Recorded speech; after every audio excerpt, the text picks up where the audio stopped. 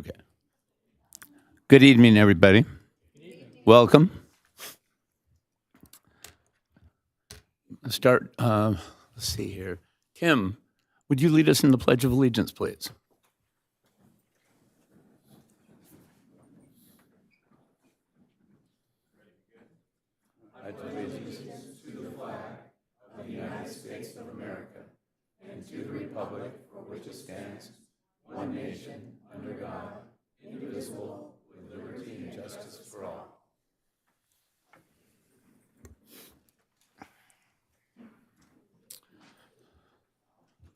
Roll call, please. Councilmember Rhodes, Here. Councilmember Litzter, Here. Councilmember Kavanaugh, Here. Mayor Pro Tem Judge, Here. Mayor Thomas. Here.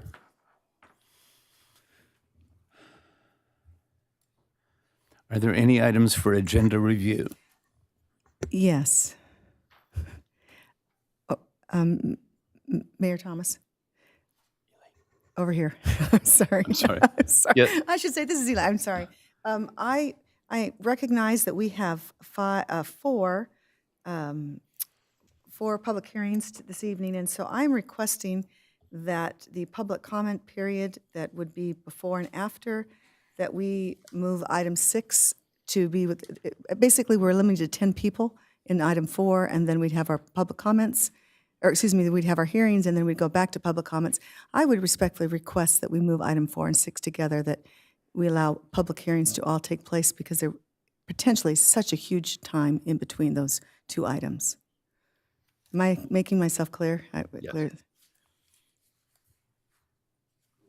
I mean, I don't know that we have more than 10 public comments, but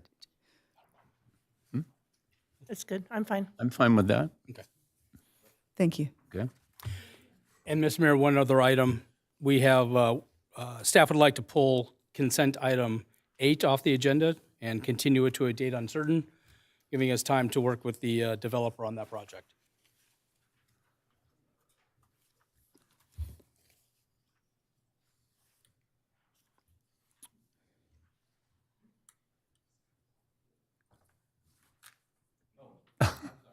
It's your time.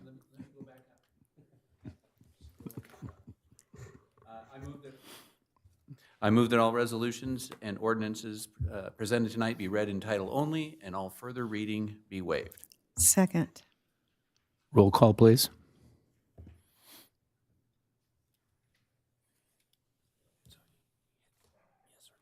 Call for a vote. I'm saying. Call.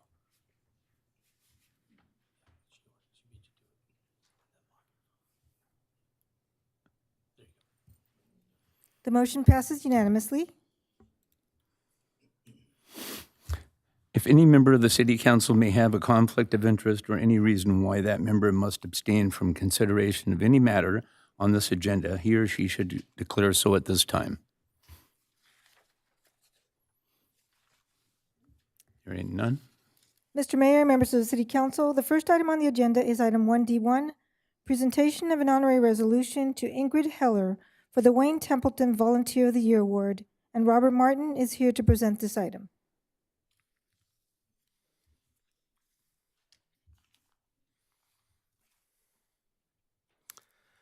Good evening, Mayor Thomas and members of the City Council. Tonight, the City Council is honoring the recipient of the 2022 Wayne Templeton Volunteer of the Year Award. The Wayne Templeton Volunteer of the Year Award for the City of Simi Valley is an honor given to the senior who selfless volunteerism helps improve the lives of seniors in our community. This year, I'm happy to announce that Ingrid Heller was nominated and selected by her peers to receive this honor.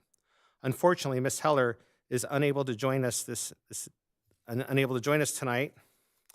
and so is unable to join us. Excuse me. I'll go ahead and read the resolution at this time. Whereas Ingrid Heller has been selected by the Simi Valley Council on Aging as a recipient of the 2022 Wayne Templeton Volunteer of the Year Award, following the tradition of selfless devotion and senior issues and outstanding service to the senior citizens in our community. And whereas Ingrid Heller has served Simi Valley seniors in numerous capacities ensuring that growing needs of some of the most vulnerable seniors in our community are served. And whereas Ingrid Heller has served as a volunteer for the Senior Nutrition Program for approximately 15 years, helping prepare and distribute food on a weekly basis. Whereas Ingrid Heller has demonstrated exemplary dedication to helping feed seniors in need, and as a dedicated humanitarian, continuously demonstrates kindness, attentiveness and empathy. And whereas Ingrid Heller is committed to ensuring that all volunteer roles and needs are met by selflessly stepping in to fulfill many volunteer vacancies, including serving as a volunteer for the various Council on Aging events, such as dances, wellness expos, arts and crafts fairs, and demonstrating how maintaining an active lifestyle can promote, improve quality of life for seniors as they age. Now, therefore, be it resolved by the City Council of the City of Simi Valley that it commends Ingrid Heller as the recipient of the 2022 Wayne Templeton Volunteer of the Year Award and expresses its recognition and gratitude for all that she has done and continues to do in our community. Presented this day, 23rd day of January 2023.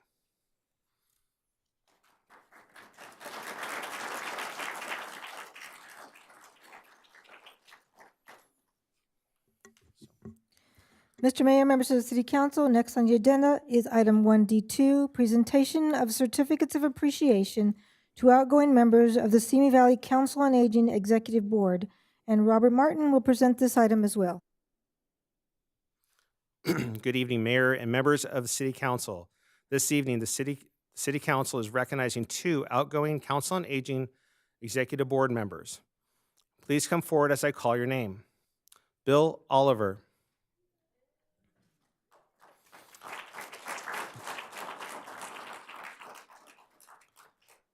Bill has been a Council on Aging Executive Board member for the past 4 years. While on the Executive Board, he has served as the COA Chair, Corresponding Secretary, and Treasurer, as well as Arts and Crafts Fair and Rummage Sale Chair.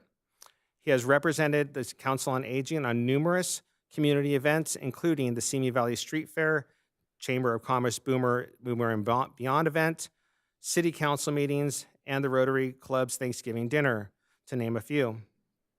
In addition, for over 4 years, Bill has served as a volunteer driver for the Meals on Wheels program, ensuring that homebound seniors receive a daily hot meal. In 2021, Bill was selected as the city's Volunteer of the Year for his selfless service and dedication to volunteerism. Thank you, Bill.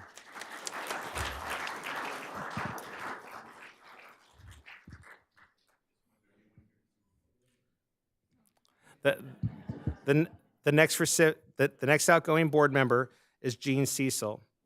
Jean is not here this evening, but I'll read this in her place. Jean Cecil is a returning board member who is completing another 2-year term on the Council on Aging Executive Board.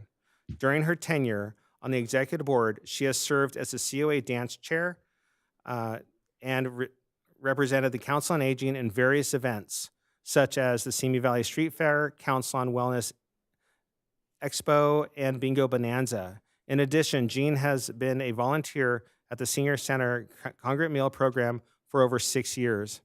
In 2018, Jean was selected as the Wayne Templeton Volunteer of the Year Award for her efforts and dedication to the seniors in our community. Thank you to Bill and Jean. We deeply appreciate the dedicated service you have provided to the city of Simi Valley as COA Executive Board members and the seniors in our community. Thank you.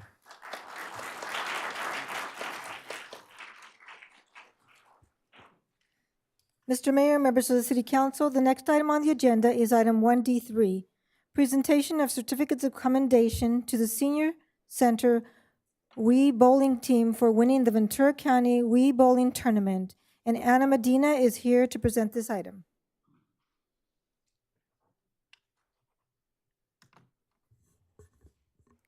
Good evening, Mayor Thomas and members of the City Council.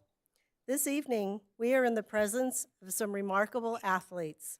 For the 11th win in a row, the Simi Valley Strikers have walked away with the first place trophy in the Ventura County Senior Wii Bowling Tournament. In fact, the trophy is right here.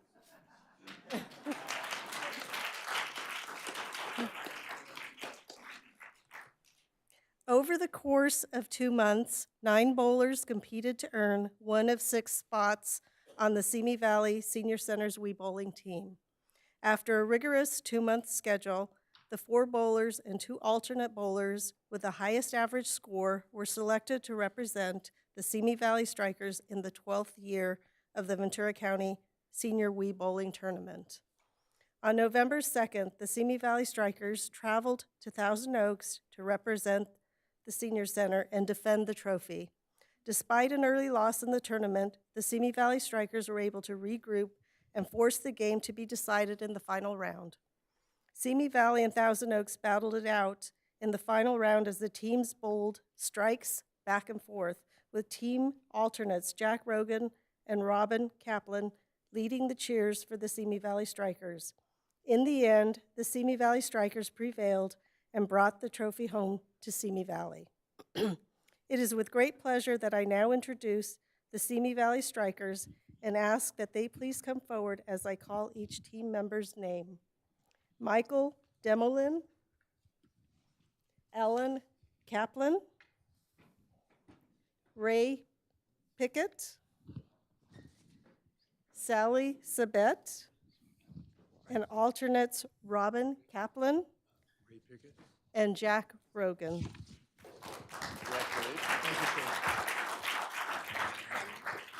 Sally Sabet.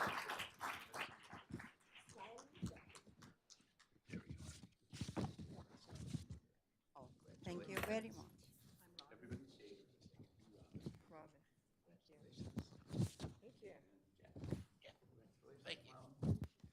I wasn't aware there was such a thing, but that sounds like fun. I'm going to have to try Wii bowling sometime. Let's all get together for a photo here.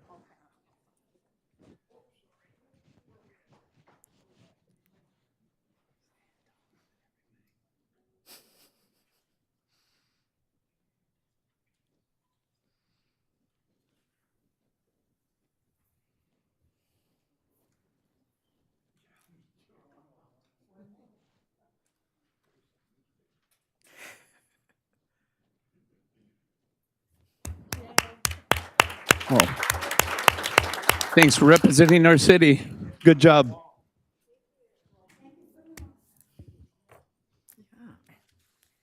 Mr. Mayor and members of the City Council, next on the agenda is item 1D4, presentation of an honorary resolutions to Tim Hodge and Don Gray for their service as planning commissioners.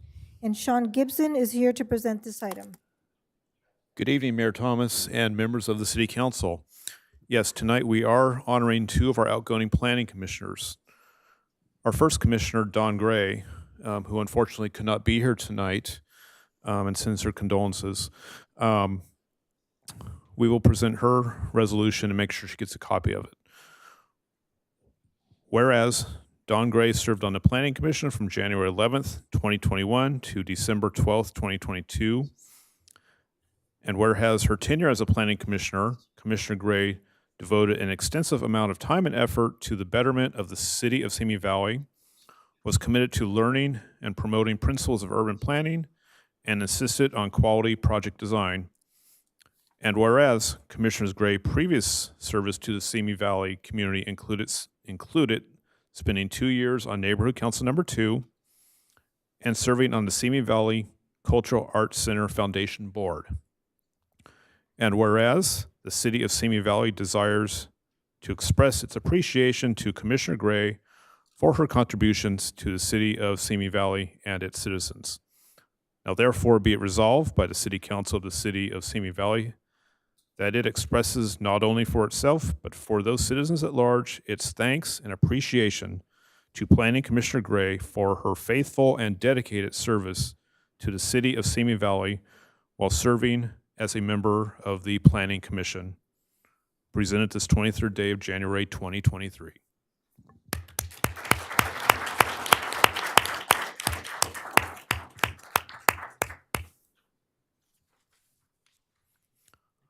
Our second outgoing commissioner is Tim Hodge. Tim is in the room tonight, so Tim, if you'd like to come up.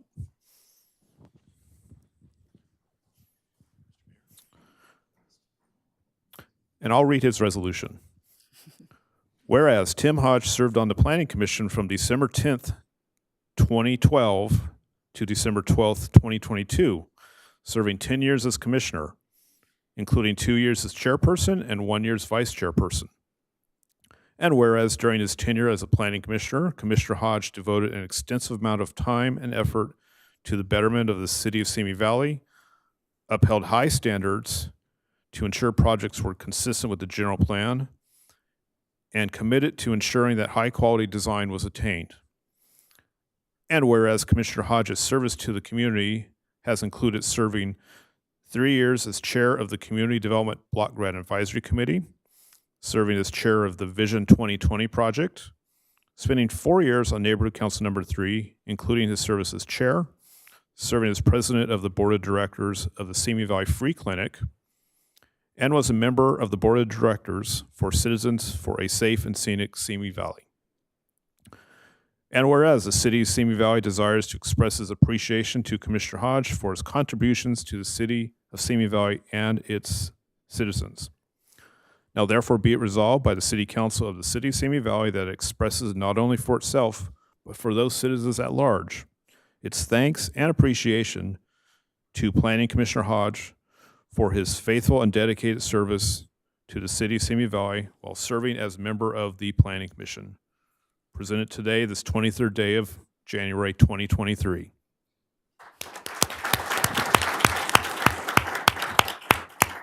Well, thank you for your service, and I got to tell you, 10 years on the Planning Commission is quite a commitment to the city. That deserves a big thank you. Seriously. Job well done.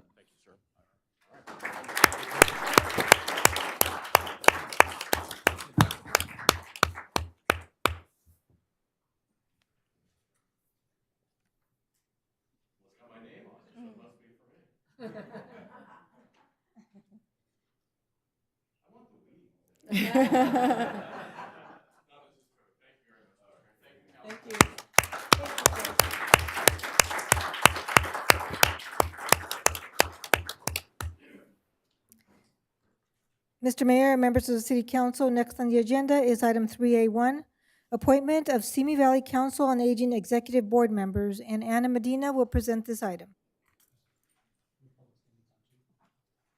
I apologize, we have no public statements for 2. Thank you.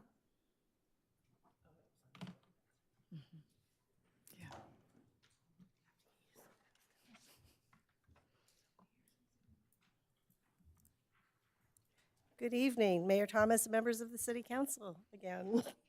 7 positions will become vacant on the Council on Aging Executive Board when terms expire on January 31st, 2023, with 3 vacancies resulting from Executive Board resignations, 1 resulting from an unfilled vacancy, and 3 resulting from the completion of Executive Board terms.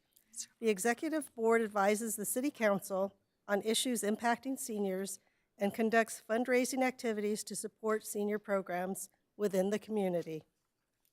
Recruitment to fill these positions began on September 12, 2022, and concluded on November 18, 2022. The COA received 12 applications, with 2 applicants withdrawing their application prior to consideration by the COA membership. The Council on Aging conducted an election at its January 9, 2023 meeting and is recommending 7 nominees for appointment to the Executive Board for terms commencing on February 1st, 2023, with 3 terms concluding on January 31st, 2024, and 4 terms concluding on January 31st, 2025. The nominees are, as I call your name, will you please come forward? Marie Hale, Pat Kaufman, Carol Martin, Jeannie Mortensen, Janet Plant, Jean Shoemaker, and Pete Stong. It is recommended that the City Council approve and the mayor appoint these 7 applicants nominated to the Council on Aging Executive Board. This concludes the report, and staff is available to answer any questions at this time. Any questions? No, Mr. Mayor, but if you'd like, I'll make a motion. Okay.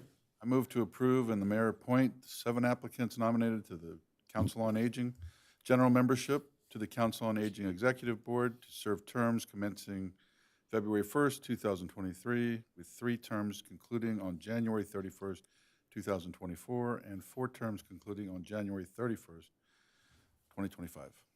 Second. Call for a vote.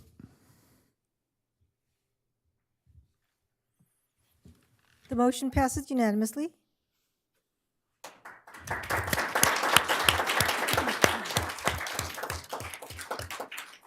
And while the mayor's walking down there, I was going to say, I had actually pushed the button to say something. I was privileged to attend the council meeting when they were discussed, and I will tell you that all of the candidates were just superlative, outstanding, difficult choice. In fact, I had to leave the room when it came time for voting because it was just too stressful. They were just so all outstanding. So I just wanted to share that. That's all. So thank you.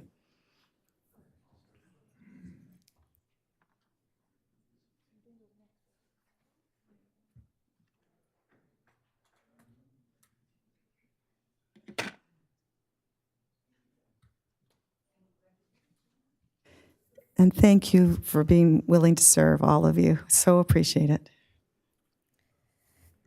Mr. Mayor, members of the City Council, next on the agenda is item 4, public statements. During this agenda item number 4, the City Council, we are going to hear 4 and 6? Oh, gosh. I'm sorry. I apologize. Yes. I checked it off. My apologies. Mr. Mayor, members of the City Council, next on the agenda is item 3C1, informational presentation by Council on Aging member Bill Oliver.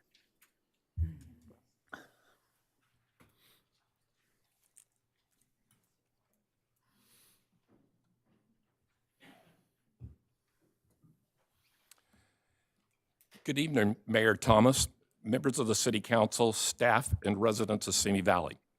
My name is Bill Oliver, and I'm honored to have been the past Council on Aging Executive Board Chairperson. The Council on Aging, COA, is an advisory board to the City Council regarding senior programs and issues, which includes housing, nutrition, transportation, health care, recreation, and education. On behalf of the COA, I would like to provide an update on the programs that the Council on Aging and Senior Citizen Center have offered during the past quarter. Since our last report, the Senior Center is operating nearly at full capacity with a full slate of classes and programs available to the public. Most of the programs and resources that were canceled due to COVID-related restrictions have been reinstated. Classes are being offered Monday through Saturday with attendance steadily increasing.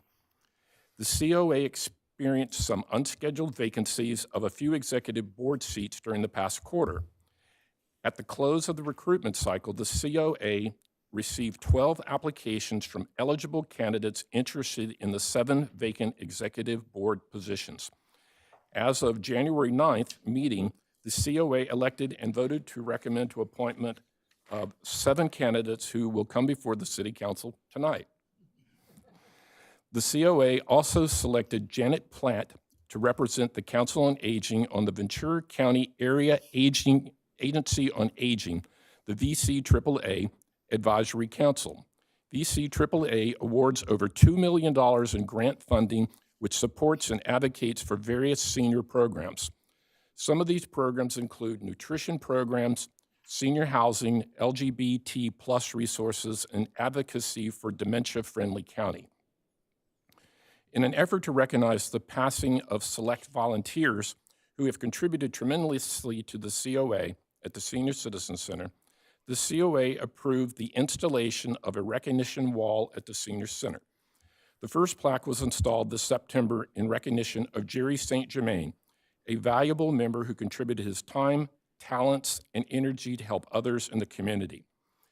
In October, the COA approved adding a plaque recognizing A.J. Hardy for his dedicated support of various programs at the Senior Center. September saw the return of Bingo Bonanza, an event that attracts over 100 avid bingo players. Over 2,000 in cash was awarded in prizes, as well as multiple gift cards from local establishments. This popular event is fun and exciting and is always anticipated by our patrons. The next Bingo Bonanza is scheduled for March of 2023. On October 21st and 22nd, the COA hosted its first Arts and Crafts Fair after a 2-year hiatus. The event sold out its 48 vendor booths in 2 days, and an estimated 1,200 people attended the event.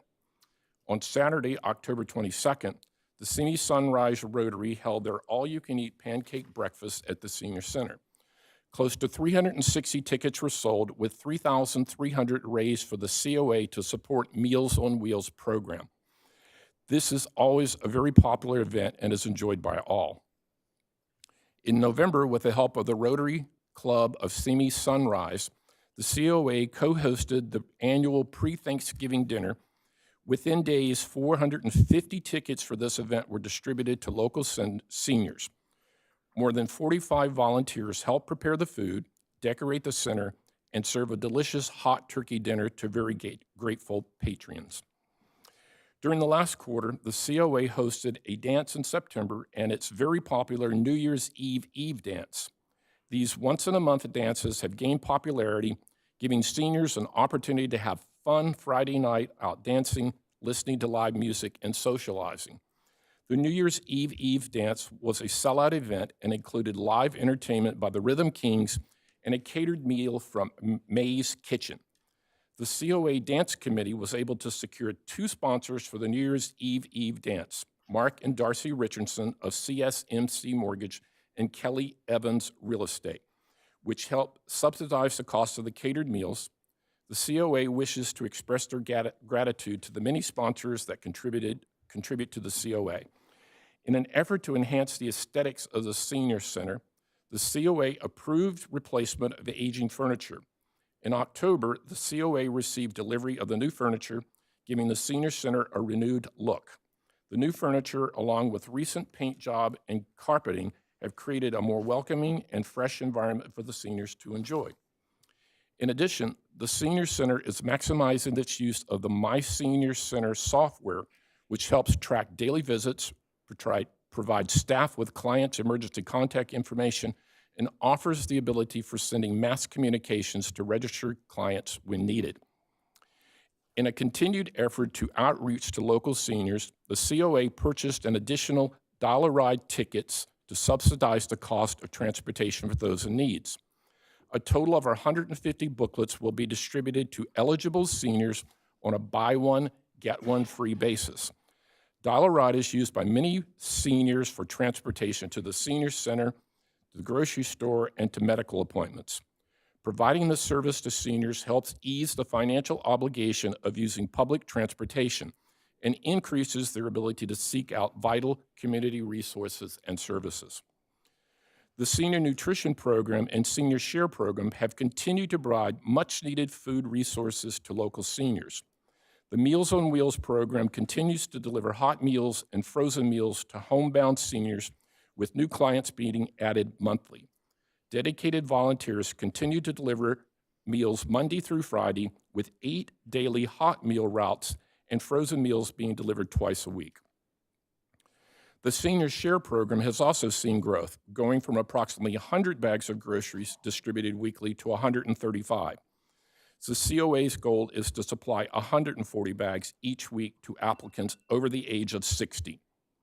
This service is made possible by the ongoing partnership with Food Share of Ventura County, local grocery stores, Kiwanis Club food drives, city staff food drives, and many other community contributors. In addition to the various contributions received, our committed volunteers see to it that the success of this program is sustained by picking up additional food, organizing the food in the pantry, procuring grocery bags, preparing the bags for distribution. Volunteers distribute the bags each Tuesday at the Senior Center, regardless of inclement weather. On behalf of the COA, I would like to thank the City Council and the community for the continued support to the Simi Valley Senior Center and the Simi Valley Council on Aging. I encourage you to refer anyone 50 years or older seeking information about senior programs, volunteering, or special events to visit the city's website at www.simivalley.org or call the Senior Center at 805-583-6363, Monday through Friday from 8 a.m. until 5 p.m.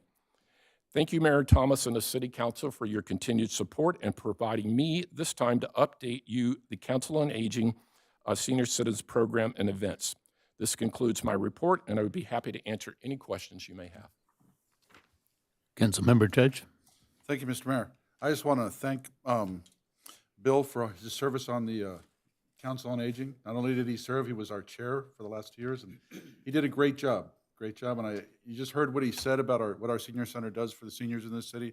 So if you're apt to donate, that's a great place to donate to those senior care facilities and our food drives and all that kind of stuff. It does amazing work in our city, and I can't thank you enough, Bill. Thank you very much for your service. Well, thank you. I appreciate you supporting us and always being at the meetings along with Ms. Lister. Thank you. Any other questions? If not, thank you.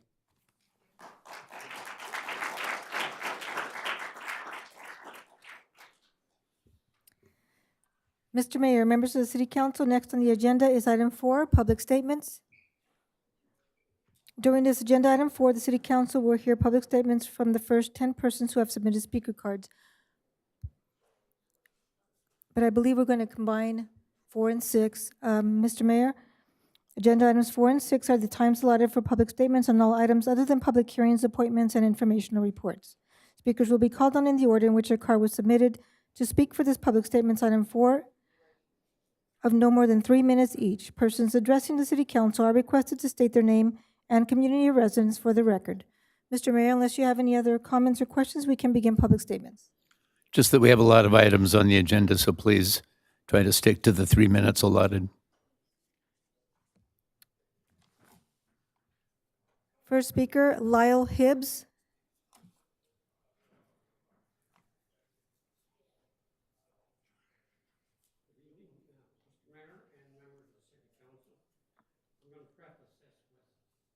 I've always supported the City Council and our police department. I've lived in Simi Valley since for 58 years. I live in the Bellwood tract. As an example of what you folks have tried to help us to do, if you can look at Tapo and Alamo, you worked hard to try to get our wishes made, but it didn't work. You were overridden by the state. We didn't get it, but that's not why I'm here tonight. I'm here for a safety item. I live at the upper end of the Bellwood tract. There has been a gentleman that walks in the street up Tapo. He walks on the east side of the street. He has a problem. I'm sure I know the way he walks. He wears dark clothes. My son has nearly hit him twice. I've had to swerve into traffic. I've been to the police department 2 times. The first time I mentioned it, and I was told, yeah, he does that. He walks in the street. The second time I said, well, he was on the sidewalk today, or the last week I'd seen him on the sidewalk. They said, well, he'll be out in the street. My concern is that somebody's going to run over this gentleman. He's going to get killed, and it's going to be with them for the rest of their life. If I run over him and I kill him because he's walking in the street, he doesn't walk in the bicycle lane. He walks out in the lane, in the right-hand lane. And at night, a week ago Wednesday, it was raining. My son was driving, and we came up the street. Now, there's 45-mile-an-hour speed limit there, but I always drive slower because I'm an old guy and I'm careful. But I said to my son, I said, look out. And he was walking about 4 feet out into the traffic. Now, luckily, there was nobody coming, so we were able to swerve. I know you have no authority to do anything about this, but I'm hoping that you can talk to the police department to see if something can be done about this gentleman. He needs help. He has a mental problem. He wears dark clothes. He's about 6'3", and he totally doesn't pay any attention to the traffic. He just walks where he wants. And sometimes I've seen cars stop at Walnut and Tadpole trying to make a right turn. He just walks right out in front of them. So I don't know what can be done. Something has to be done before somebody hits this guy and then lives the rest of their life with this on them. I know I would be devastated if I hit the guy and I killed him. I don't want to kill anybody. So I'm asking for your help to work with the police department. I know there's laws and there's things that you guys, your hands are tied, like I say, from that development on Tadpole and Alamo. You guys had your hands tied. But it's somebody needs to do something about this guy. I would help him if I could, but the officer told me not to talk to him. Don't say anything. And I look at the guy, no, I'm not going to talk to him. But I'm asking you to help him and help prevent somebody from hitting this guy and killing him and then living with that the rest of their life. And that's the reason why I'm here tonight. Thank you very much.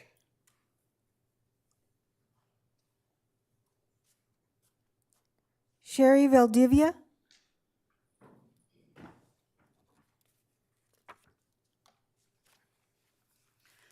Hi, City Council and city officials. My name is Sherry Valdivia, and I'm from ETI Corral 118 in Simi Valley. At this time, we're working with Rancho Simi Parks and Recreation District. They have agreed to restore the Arroyo Simi Equestrian Center so the equestrians of Simi Valley will once again have a local venue. We are very excited about the prospect of a new and improved equestrian center. Not only will it provide local equestrians with a safe and convenient location to ride and show, but it will also bring more customers to visit Simi Valley businesses and benefit local residents and youth who may not be familiar with the equestrian lifestyle we have to offer. There are several options available to make the equestrian center safe and lessen the effects of future damage. The Rancho Simi Recreation Parks District has agreed to renovate the arena footing due to the damage of erosion and make the arena safe for equestrian use. This renovation also includes the announcer's booth, which has deteriorated and will be rebuilt. However, the runoff from the adjacent mountain needs to be addressed to prevent future deterioration and considerable maintenance of the arena after renovation. Of course, the more that is done, more it will cost. Rancho Simi Recreation Parks District has proposed the following renovations: redo the arena, rebuild the announcer's booth at a cost of $100,000. Number 2, redo the arena, rebuild the announcer's booth, and fix drainage problems that cause the arena to flood, and to prevent future damage at a cost of $250,000. Both options require continued care and grading of the arena and locking of the arena after rains to protect the footing. Option 2 would certainly protect against future flooding and despair, while option 1 would require a little more maintenance and need runoff protection with sandbagging and more. Solely choosing one leaves the renovated project unprotected at a risk of rain and runoff damage. We will be doing everything in our power to assist the cost of this project. The Carpenters Union has agreed to rebuild the announcer's booth without charging for labor.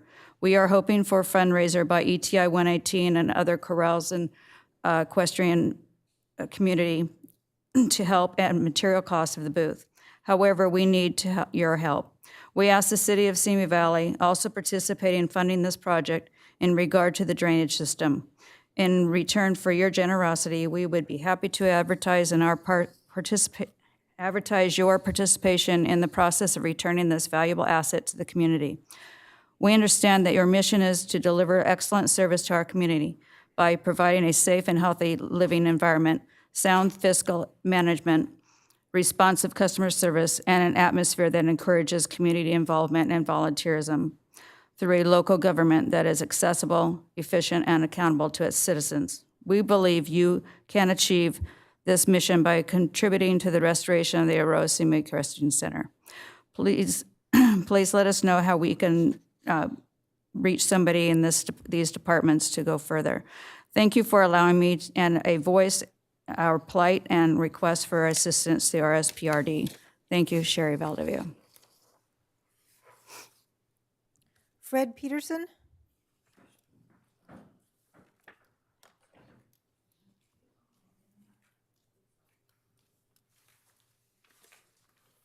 Boy, that went fast. I'm Fred Peterson. I've been a resident here of Simi Valley for 35 years, and I feel that it's important that you know that people are praying for you. So I'd like to pray for you tonight, and I'd like to do this. I pray that the good Lord would give you knowledge, wisdom, and character to effectively handle the problems that come before you, our city. In Jesus' name, amen. Okay, folks, thank you so much. I'm still in the green. Mr. Mayor, that was the last speaker. Mr. Mayor, members of the City Council, next on the agenda is item 4A, City Council comments regarding public statements.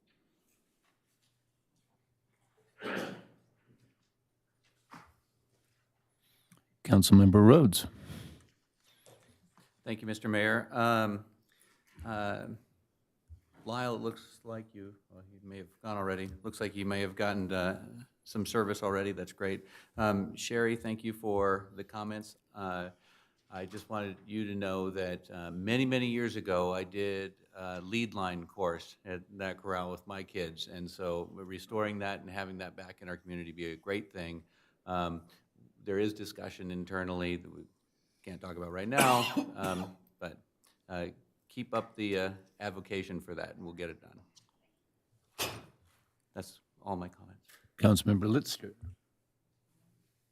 Actually, I wanted to thank Mr. Peterson for praying for us. I think we can use all the divine assistance that we can receive, and so it is always very, very appreciated. And I was going to comment to Mr. Hibbs, I was glad to actually to see that our interim police chief, Steve Schwartz, immediately approached him and got more information, because certainly it's concerning when there's a citizen in need, and I wanted to say thank you that he would take the time to come and speak to us this evening about that. And Sherry, it's exciting that it's being restored. I know that there'll be more conversations, so we'll go from there. But thank you for your comments. Appreciate you coming out this evening. I just wanted to reiterate everything both Councilmember Rhodes and Councilmember Litzler just said. Thank you all for coming out, and thank you for the prayers. Every prayer helps, so thank you. And the Equestrian Center, she already left. So I remember working on that when I was on the park board, so hopefully we'll be able to work some things out for them. So thank you. Okay, we're good. Mr. Mayor, members of the City Council, next on the agenda is public hearings. This is the time for testimony on public hearings on the consideration of matters as presented on this agenda. Let the record show that due notice was given as required by law, and an affidavit to this effect is on file in the office of the City Clerk. All comments submitted by email have already been provided to the City Council and will be made part of the record. However, they will not be read by the clerk this evening. Speakers will be called on in the order in which their card was submitted for the public testimony item 5 for a period of no more than 5 minutes each. Persons addressing the City Council are requested to state their name and community of residence for the record. Comments shall be limited to matters relevant to the item on the agenda and may be ruled out of order if comments are unrelated to the item. The reports of city staff relating to the matters shall be made part of the record of this meeting. If you challenge in court any of the City Council decisions made here this evening, you may be limited to raising only those issues you or someone else raised at this public hearing. The time within which judicial review must be sought is governed by California Code of Civil Procedure, Section 1094.6. Agenda Item 5A, a public hearing to consider a substantial amendment to fiscal year 2019-2020 action plan to make modifications to restrooms at the Senior Center at 3900 Avenida Simi and make a determination that the amendment is exempt from the California Environmental Quality Act. And Julia Ramirez is here to present this item. Good evening, Mr. Mayor and members of the City Council. The fiscal year 1920 action plan was adopted on May 6, 2019. The action plan serves as the official application to the United States Department of Housing and Urban Development, otherwise known as HUD, for the Community Development Block Grant, otherwise known as CDBG, funds for the City of Simi Valley. In accordance with the city's Citizen Participation Plan and HUD regulations, a substantial amendment to the annual action plan is required when a major change is proposed. On June 29, 2020, a substantial amendment to the fiscal year 1920 action plan was approved by this elected body as a mechanism that allowed the city to tap into $365,622 in Coronavirus Aid, Relief, and Economic Securities Act, or CARES Act. Funding through the CDBG program, otherwise known as CDBG CV funds. These funds were provided to prevent, prepare, and respond to the spread of COVID-19 and facilitate assistance to eligible communities, households, and persons economically impacted by COVID-19. With these funds, the city funded 2 programs, a rental assistance and a small business program, both to benefit low to moderate income persons impacted by COVID-19.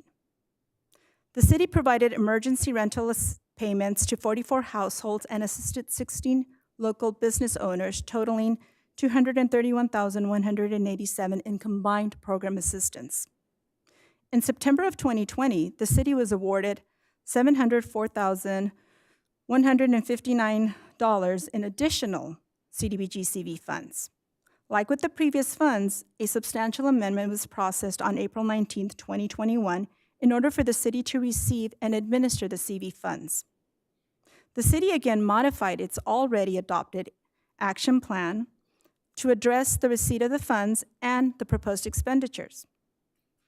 The city would use the funds for an emergency rental assistance program with the help of a service provider. Due to the availability of other funding, the city did not implement a new round of emergency rental assistance. The substantial amendment before you this evening proposes to utilize available CDBG CV funds awarded through the CARES Act by repurposing the funds from emergency rental assistance to bathroom modifications, compliance, and improvements at the senior center. The resources available for the projects total $697,762. Due to COVID-19, HUD issued guidance that waives the 30-day public review period, requiring a 5-day review timeframe. The city has provided notice of a 5-day public comment review period from January 19th to the 23rd of 2023 as part of the city's citizen participation process. It is recommended that the City Council approve the substantial amendment to fiscal year 2019-20 action plan to make these modifications to the restrooms at the senior center. Staff is now available for questions.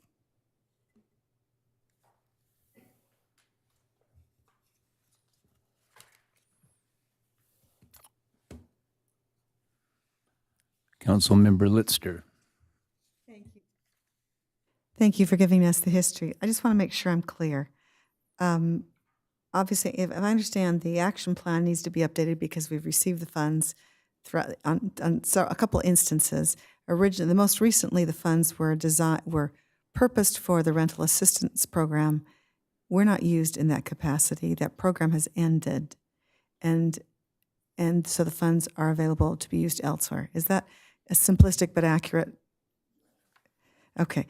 And I understand in reading the report, the update that's being, or the restroom update, et cetera, it will use the funds. That amount, I mean, that buys a lot of nice restroom stuff. I mean, that's in my mind, it's a fairly substantial renovation. Is that a budgeted amount that is, I mean, is that the anticipated amount that will be spent for this renovation? We don't know yet. We haven't done the plans to know the full extent of the renovations, but we believe that it should be sufficient for architectural work, plan development, and to do the construction. But that'll be coming back to the council. And this is on 2 restrooms, is that correct? Correct. It's the north side bathrooms, the original bathrooms to the facility. Got it. And so if we go ahead and approve that this evening, there may be another modification. If all the funds are not spent or if additional funds are needed, we might need to be revisiting the action plan. Is that? Well, what will probably happen, so the first step will be hire an architect to do the drawings, to redo the layout of the bathroom, of the 2 bathrooms. Once we have that, we'll have plans in order to bid the process, and we'll know exactly what the construction cost is. If there are additional funds necessary, it won't be CDBG money. It'll be other city monies to finish the work if there is insufficient CDBG money available. And thank you. And just last question, just to be clear how this meets the initial intention of the funds. As I read the report, because the restrooms are being upgraded so they're more sanitary, more Well, there's ADA compliance that needs to be dealt ADA with. compliance as well. Yes. But some of it is actually related to COVID, would be Yes, it is. in terms of the way, yeah, exactly. Okay. Correct. Thank you. Appreciate that. Councilmember Kavanagh? Just a quick question. How old are those bathrooms? Well, it was built in 82. Okay, it's time for renovation. Yeah. That's why I just kind of wanted to emphasize that fact, is that They're 40 years they've been old. there a long time, and you're right, the ADA compliance is really up there, and it's expensive. We've looked at Yes, it at my work, so yes. So that was my only question. Thank you. Please read any public comments on this matter that we have received. Mr. Mayor, we have no public comments for this item.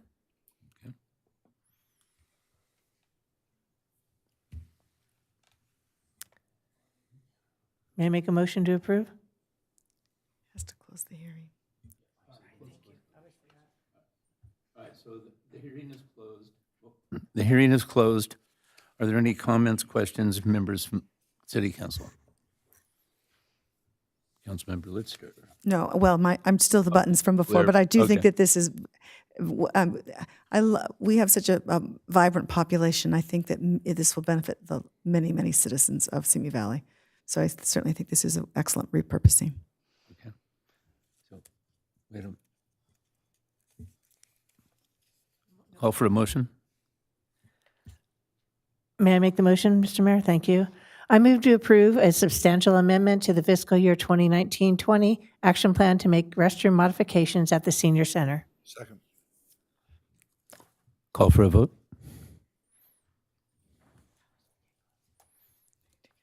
The motion passes unanimously.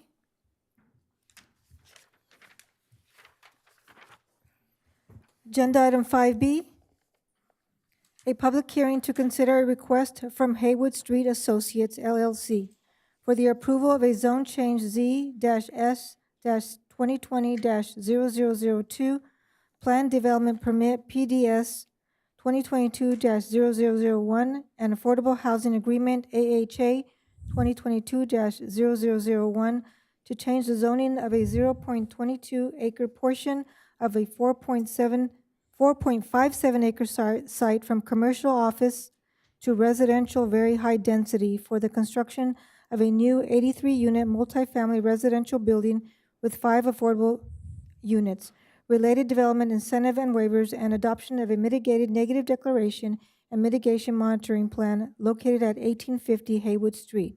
Introduction of an ordinance and adoption of resolutions. The reading of the ordinance and the resolutions are as follows. Ordinance number 1347, an ordinance of the City Council of the City of Simi Valley approving a change of zone classification Z-S-2022-0002 and adopt the mitigated negative declaration to change the zone of a 0.22 acre portion of a 4.57 acre site for property located at 1850 Haywood Street. Resolution number 2023-01, a resolution of the City Council of the City of Simi Valley approving a planned development PD-S-2022-0001 for the construction of a new 83-unit multifamily residential building, inclusion of affordable housing units, development concessions, and development waivers, and adoption of the project's mitigated negative declaration and mitigation monitoring plan. And resolution number 2023-02, a resolution of the City Council of the City of Simi Valley approving an affordable housing agreement AHA 2022-0001 with Haywood Street Associates LLC for the development of an 83-unit multifamily residential building, The Church Hill, for property located at 1850 Haywood Street. And Sean Gibson and Elizabeth Richardson are here to present this item.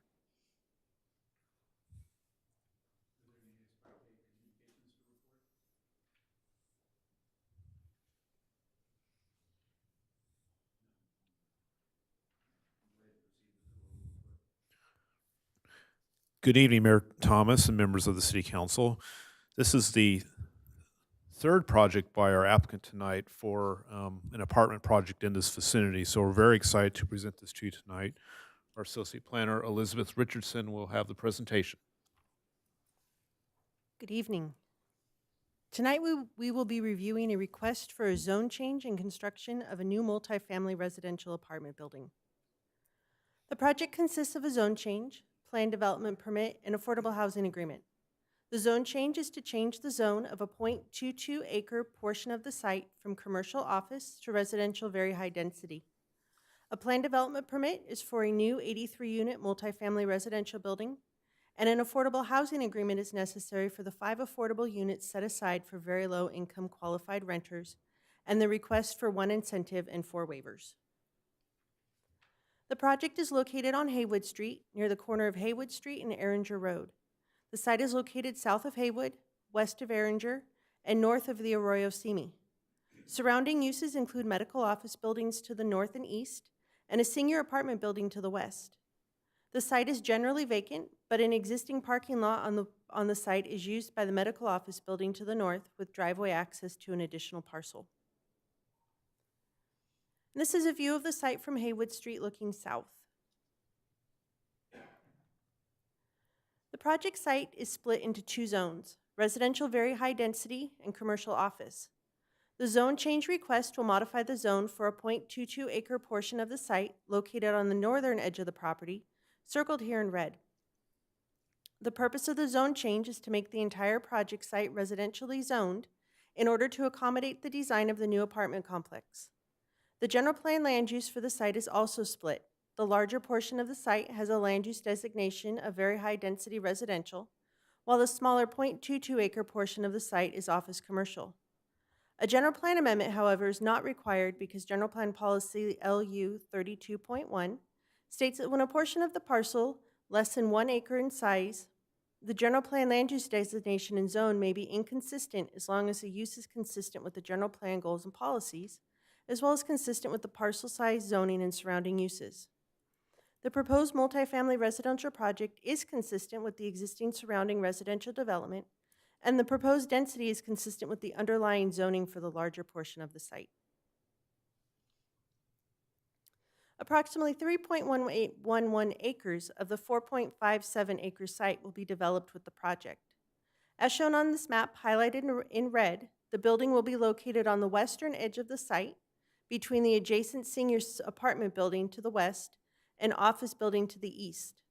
A new development application has been submitted by the applicant for the remaining portion of the property to the east, which is adjacent to Erringer Road. The site will be developed with a new 83-unit apartment building. The building will be 3 and 4 stories and approximately 110,000 square feet in size. The units will be a mix of 1 and 2 bedrooms, which will range in size between 800 and 1,463 square feet. 5 of the units will be affordable at the very low income category, with rents ranging between $1,255 and $1,411. 131 parking spaces will be provided as both surface parking and garage parking. Amenities will include a swimming pool, fitness center, community room, media room, and common area. The site is designed with the building in the middle with parking on all 4 sides. Parking on the northern end of the building will be for visitors to the project area, including delivery drop-offs and guests. Parking on the east, south, and west side of the building will be for residents. This is a rendering of the interior courtyard space. Inside the courtyard, amenities will include a swimming pool, outdoor kitchen, and dining spaces, and as well as an outdoor lounge area with fireplaces. The building is designed as a modern contemporary architectural design with stucco and fiber cement composite siding, flat roofs, sloped roofs with metal roofing, tower elements, and metal awnings, vinyl windows, and metal railings. The building massing is modulated with horizontal and vertical articulation, and vertical articulation is provided by varying the parapet heights, and horizontal articulation is provided by furring out portions of the walls above the first floor, providing large balconies on the east elevation and projecting the main front entrance along the northern elevation. The building is rectangular in shape with units facing out on all 4 sides. Parking is provided in first-floor garages on the south, east, and west elevations of the building. The building has a first-floor base finished in 2-color stucco. The second, third, and fourth stories will use a variety of materials, including stucco and fiber cement composite lap and shingle siding. On November 23rd, the Planning Commission reviewed the project and made a recommendation of approval to the City Council. The Planning Commission raised a concern regarding the availability of garage parking spaces for tenants living in the affordable units and their ability to pay for garage parking. The Planning Commission recommended to condition the project to provide required parking for tenants at no extra cost. Staff clarified the condition in Condition A-21 of the Plan Development Permit to specify that required parking spaces must be provided to each tenant on a first-come, first-served basis, whether they are in garages or in the open parking lot, and that surplus parking spaces may be rented to tenants. The project is required to provide 102 parking spaces per state law and has a surplus of 29 parking spaces. The condition allows tenants to park in the unrented surplus parking spaces when they're available. The applicant is providing 5 affordable housing units for very low-income qualified renters, or 5% of 83 units. This qualifies the project for a 20% density bonus, modified parking requirements, 1 concession, and multiple waivers, as long as the waivers do not impose a life or safety hazard. In general, denial of an incentive or waiver requires a finding that the incentive or waivers would have a specific adverse impact on the health, safety, or the physical environment for which there is no mitigation. Denial of a concession or waiver would require either the finding for a safety impact or the granting of a waiver is not required because it would not preclude construction of the project.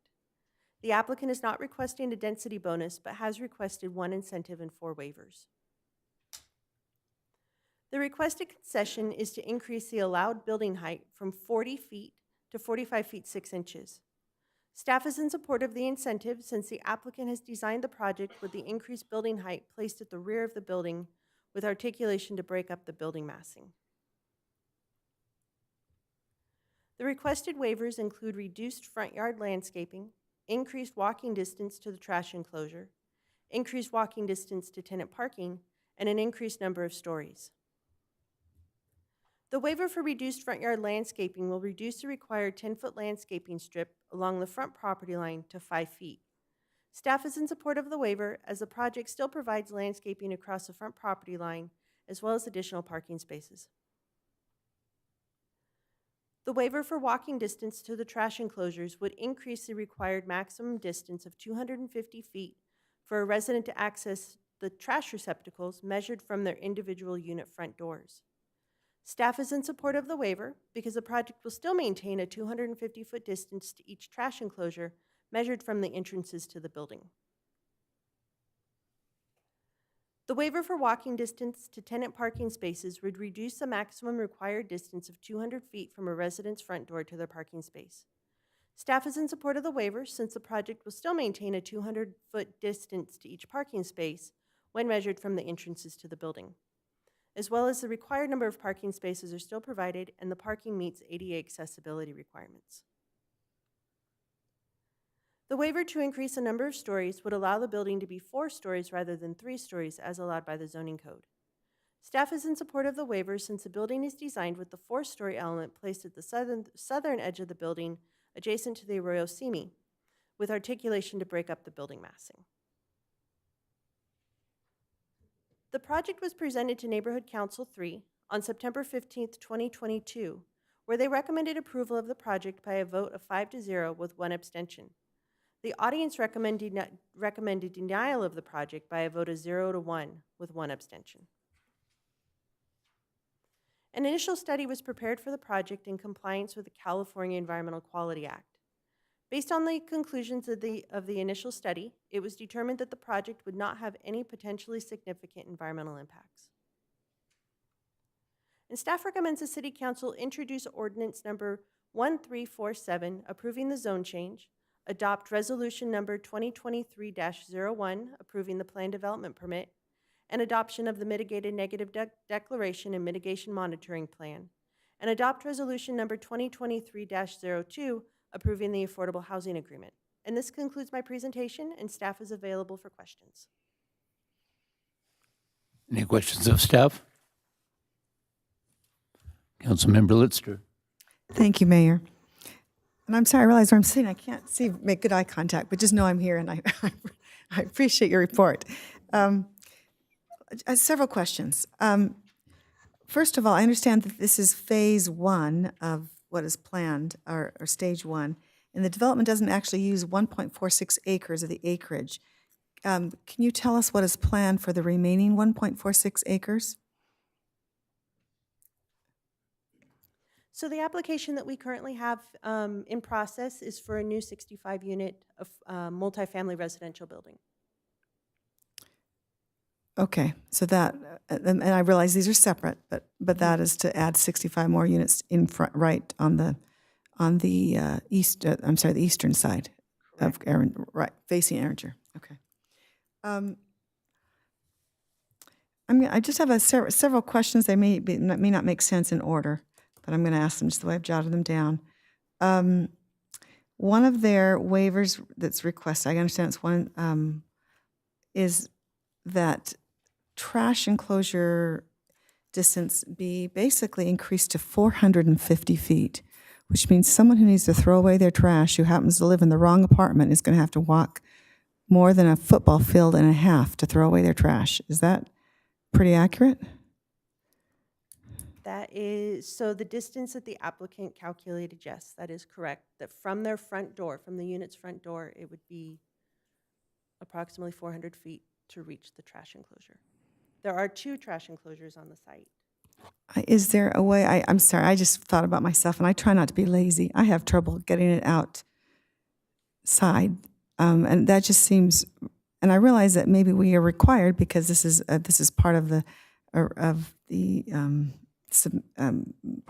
affordable housing concessions. I recognize that, but is that standard? Is there any way of mitigating that? So it just, to me, it just seemed like an excessive amount. Maybe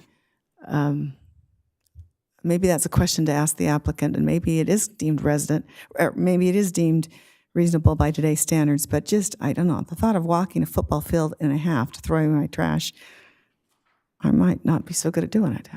I don't know. So the requirement of the 250 feet from an entrance of the unit, that's kind of a setup more for a townhome type of project, a situation, or something the smaller scale. It's not unusual to have these distances in apartment buildings. That's why we're supporting the waiver in that the distance from the actual entrance to the building itself to the trash enclosure is that's where we're measuring the dimension from, instead of from like the actual door of the unit itself that is facing the interior courtyard. And basically they are meeting their trash receptacle requirements. Quantities. Quantities. I hear you. It still makes me uncomfortable. Okay, I hear you. Would you maybe speak to the neighbor? As I read the neighborhood council report, they were recommending that solar be applied for all apartments. I understand that the developer has indicated that there will be solar used for maybe the outdoor areas, but not for the individual apartments. Do you want to address that in any way? I just noticed that was a request or an encouragement by the neighborhood council. Is that an unreasonable request or not? Yeah, typically the solar panels is like for the house lights or the common area lights, especially for apartment complexes, because it's a common roof, it's a shared roof, so you can't really divide it up amongst residents. But I'm sure the applicant will elaborate on that as well. Okay. Am I correct understanding that for individual residences now, they're required to have solar, that it doesn't apply to, if it were an individual house, but doesn't apply to apartments? Is that correct? Is that accurate? The new, the Green Building Code requires for solar to be installed, and more of the developers, and I believe that's the case in this developer, that they're moving towards having electrical appliances, part of the Energy Star certification process. So it's going to, the residents will get the benefit of it. I understand, but that solar requirement though is for individual residents, not for apartment. I believe for apartments as well. That's part of the California Building Code. Okay, but the solar component thereof is not. Am I missing something? Before the solar component, you had to provide installation. So for future installation, it may have it like solar ready. But I believe the new code now requires to actually provide solar. But I think maybe the architect for the project can probably answer that question. Okay, fair enough. Thank you. I want to understand better the parking situation, and ultimately, I know we received correspondence from the medical facility, the medical partnership that is currently using some of that parking space. But my first question, before we get to that, I was a little confused. It says that what is the ratio of required parking? As I understand, there's 83 units, so there's 38 two-bedroom units and 45 one-bedroom units. But it is not 1-to-bedroom ratio, is that correct? Because you said it's 102 are the required spots. What is the ratio right now for parking for apartment? So for an affordable housing project such as Churchill, Okay, we are referred to state density bonus law, which for a one-bedroom unit is required to provide 1 parking space, and a two-bedroom unit is required to provide 1.5 parking spaces. got it. Okay, that was my confusion. So 2-bedroom is 1.5, 1-bedroom is 1. Okay, and so if I understand the recommendation of the Planning Commission, they wanted to be sure that the parking is not charged. Is that accurate for the required spaces, that it is provided as part of the rental agreement? Is that correct?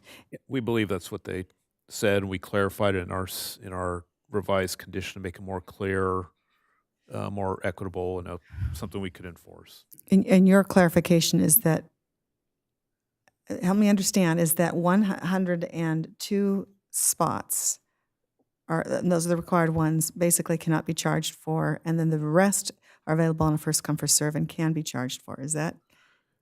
Yes, that the surplus may be charged for, but also we included in that if there isn't a separate agreement to rent out those spaces, that they be made available to anyone at any time. Okay. Free and open, without charge. Free and open without charge. Okay. And so do we know what is intended of those? And I think you're good. So the actual number of spots being provided, did it say 135? Is that what you just shared?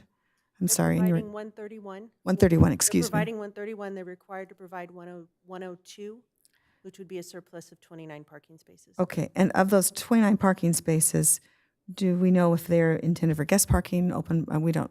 That's still to be determined. Is that? The applicant can discuss it further, but Okay. Those surplus parking spaces are, they have the discretion to rent those Okay. surplus parking spaces per the condition. And just to clarify, the state code, density bonus law, does not require to provide guest parking spaces. So the ones that are showing in the front are actually in addition to a not required. Got it. Okay.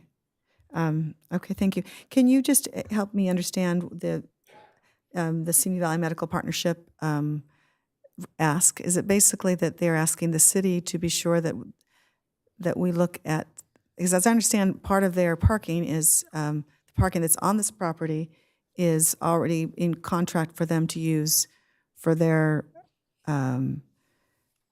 clients and customers. Is that accurate? I would refer you back to the applicant with that question. Okay, fair enough. Then, thank you. I appreciate that. Councilmember Kavanaugh. Just a quick question. On the southern side of the building, that's where we're going to have our 4 stories. What's the do we know the approximate distance from the building to the arroyo? I know there's parking, so I'm just curious because I want to picture that. We're going to see the 4 stories from the park. We're taking a look at that. It's, I would say it's around 30 feet, Elizabeth. A Let me see ballpark if is it's fine. there. It's around 30 feet. Okay. It has an angle, so it looks like it ranges between about 29 feet and 32 feet. Okay. All right. Thank you. And is it the entire back, south side, the entire south side is 4-story? So, Elizabeth could pull up the elevation.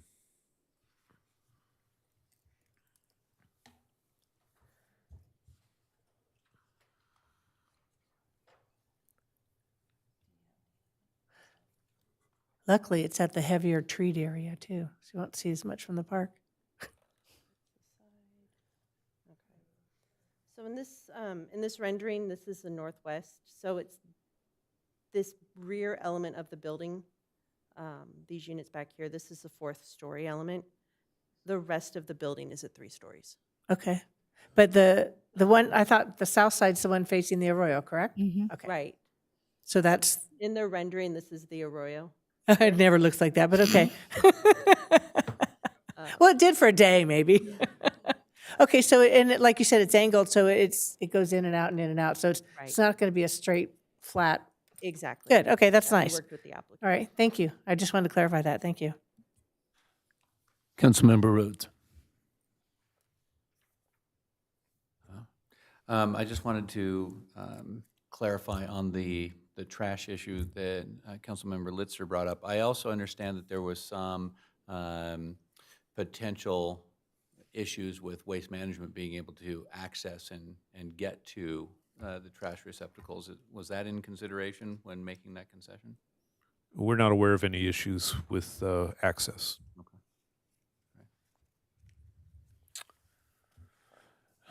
Does the applicant wish to be heard in this matter?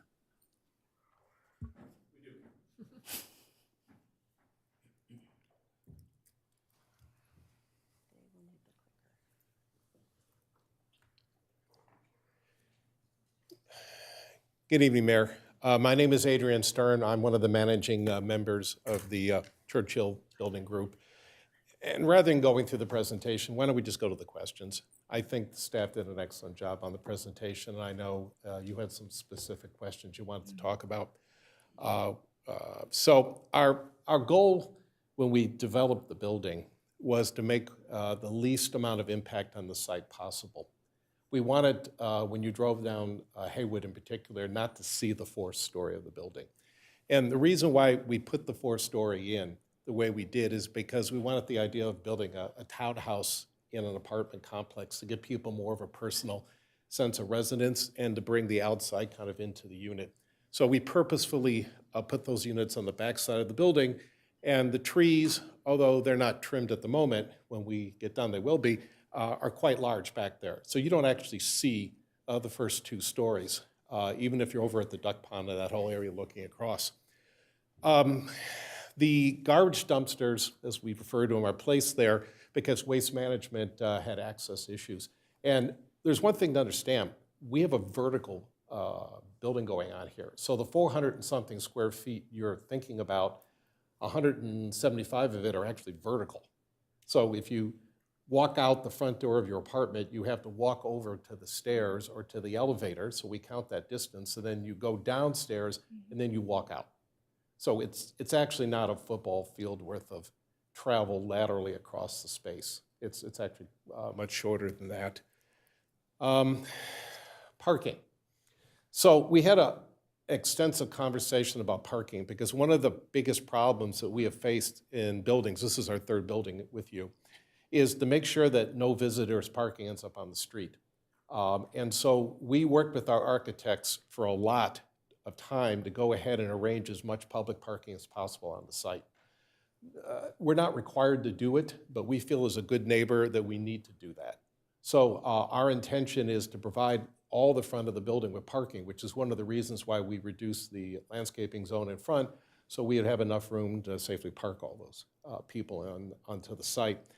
The Planning Commission felt that there was potential issues.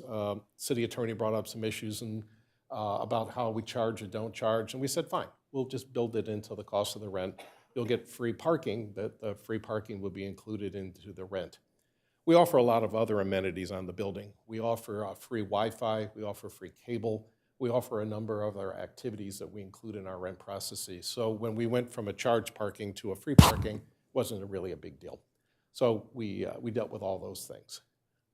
So that's kind of that stuff. I'll reserve the neighbor question for my partner in a second because that's longer. We'll get to that. But what else can I answer you specifically about the building?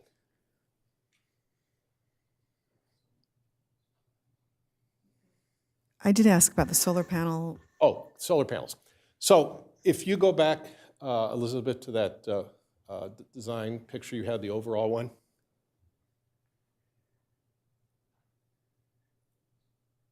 Yeah, that'll work. So here's the basic problem. We have 3 stories of apartments, and we only have 1 story of roof. So even if we wanted to, we can't fit enough solar panels on the roof to run the entire building. It's just physically impossible, which is what we were trying to explain that night at the neighborhood council meeting. We are a strong believer in solar and alternative energy. Yes, we purchase Energy Star appliances. Yes, our units are heavily insulated. Yes, we use the least amount of water possible in all of our fixtures, but we simply can't fit more panels on the roof than we have roof.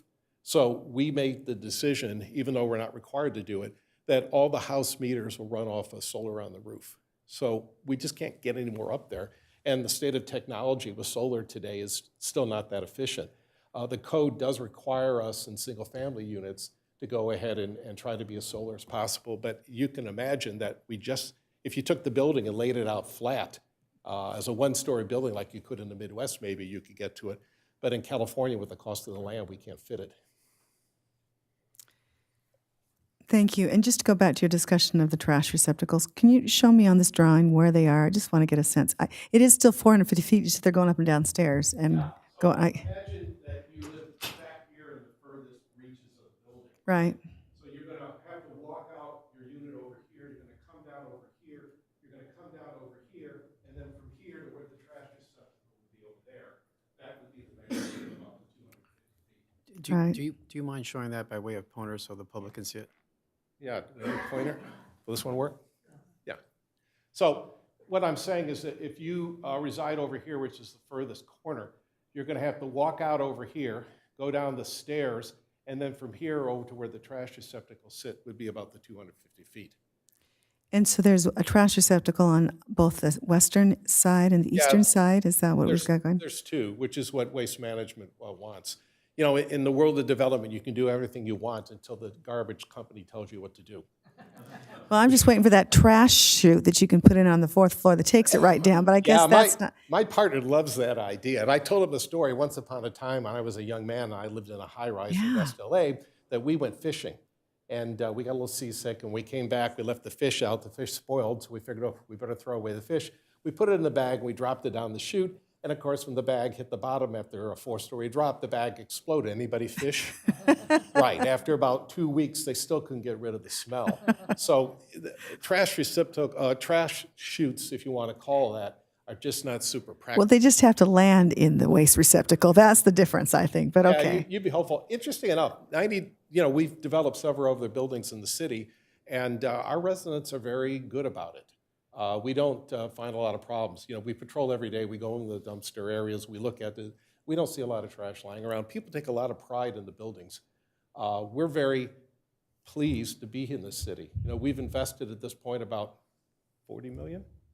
This will be more than that. Yeah, we'll probably be up to about a $65 million investment. We can take our money anywhere, quite frankly, and we come here on purpose because we appreciate the city. We appreciate working with the staff in this city. We appreciate working with the residents of the city. And the proof of the pudding is right now we have about a 65-person waiting list in the last building we finished. So this is a good place for us, and we want people to be happy. And if I need to put another garbage dumpster in, I'll put another garbage dumpster in. We'll just argue with Waste Management. Thank you. And we'll get to your neighbor question in a second. We'll say that for Chris, because he spent the rest of his life dealing with them like Okay, I appreciate that. We have letters and things for them. What else can I answer for you? No, we were just, she's discussing the I was talking about problems with chutes. the chutes at the senior apartment. They kept folding their boxes and sticking them in there, and they'd get Jam stuck in up. the middle, yeah. Yeah. So it's probably not a good idea. He was all excited. He sent me pictures the other day. Look, what a great idea. I said, let me tell you a fish story. What else can I answer for you? Let me yield the floor for a second to my partner, Chris. Just talk about our relationship with the doctors. Mr. Mayor and City Council. When we first started on this project, we reached out to all the neighbors in our area. And one of the neighbors was across the way. It's a medical building that was developed in the 80s. We came to find out that they had property on our side of the street, that a portion of it was developed, but a portion of it was not developed. And then we took the initiative to go and find the plans when they developed their building. And the portion of the building that they own on our side of the street, it wasn't constructed in the way it was planned. So there was kind of a gentleman's agreement for a long time that they potentially could park in other areas of our property. And we bought our property. This used to be the Simi Valley Hospital, and these doctors used to work at the Simi Valley Hospital. So we've been in discussions with them. These projects take a long time. So I think we've been talking for about 2 years with the doctors, working on resolutions to figure out something that works for them and works for us. That process is still ongoing because it takes the city to finalize those discussions. But where we landed actually in the last couple of weeks is that we're gonna work together to come find a solution that is amicable, that works for them and that works for our project too. Because in the last 30 years, there hasn't really been an agreement between the parties. So we're trying to work towards something that works. So it's a work in progress to answer that question, but we're here to work together with them. So hope that answers the question. It's a go ahead. The area that we're all talking about is this little area up in here, which is kind It's of landscaping right now. It's overgrown trees. Landscaping's not really what it is. It's a bunch of badly trimmed trees sitting there. And in fact, this space over here, technically you could park on if you went to visit these people. But in 2.5 years, we've never seen a car there. And we went through, really quick too, because we do our research, we went through the city's GIS program over 30 years. And that parking lot, if you look at it on an annual basis, has never been used. Except when they slurried their parking lot, they had some overflow there. That was the only time GIS picked it up. Yeah. So bottom line is, we'll work out something with them. We want to be good neighbors. Got And it. quite honestly, we want the landscaping fixed anyhow. It's kind of a blight on the That's site. important to us too. Yeah, we want to get that fixed. We want that to look good. We do. Comes up the front of our building. We want it to be a more attractive look. Got it. Mr. Mayor, anything else? I do have one more question. I'm sorry, Mayor, when you have. Go ahead. And actually, this might be a question for Mr. Gabler or staff. I understand one of the things we're being asked to do is basically have a zoning change to take a little section of commercial and make it very high residential. Given the new laws in Sacramento, which basically say you can put housing on commercial and we can't stop it, is that zoning change required? I mean, this is just a theoretical question. I'm sorry, really, either way, you're doing what you're doing, but it's just a question of necessity, that's all. And maybe it makes it cleaner and neater, don't get me wrong, and I like that. There are certain requirements that come along with that rule regarding fair wage law and a lot of other complications that we really don't want to get into. That's right, thank you, that's right. The basic problem is, I wouldn't call it a mistake, that little piece, Mhm. but it doesn't follow any of the consistency of what's going on. And so we just want a consistent idea coming through so that when we finish everything up, it's all nicely, neatly tied together in a bow. And so that's the reason why we're not relying on the new law. That makes sense, okay, thank you. Councilmember Rhodes? Yeah, I heard, is it Chris? Chris, yeah. Chris. I just heard you say, hey, we're going to need some help from the city to resolve the issue. Not And help. I'm very curious of what Not that help. means. Not help.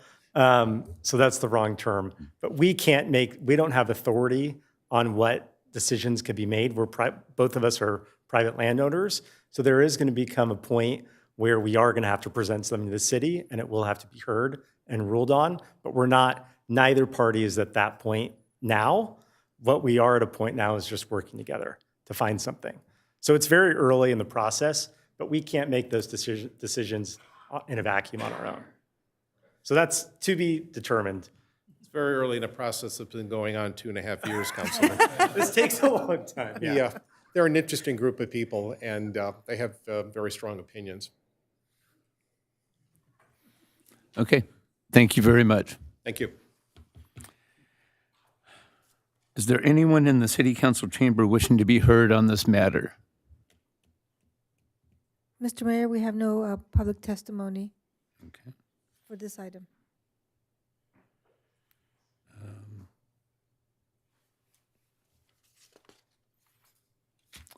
Then this hearing is closed. Are there any comments or questions from members of the city council? Seeing none, I will now entertain a motion.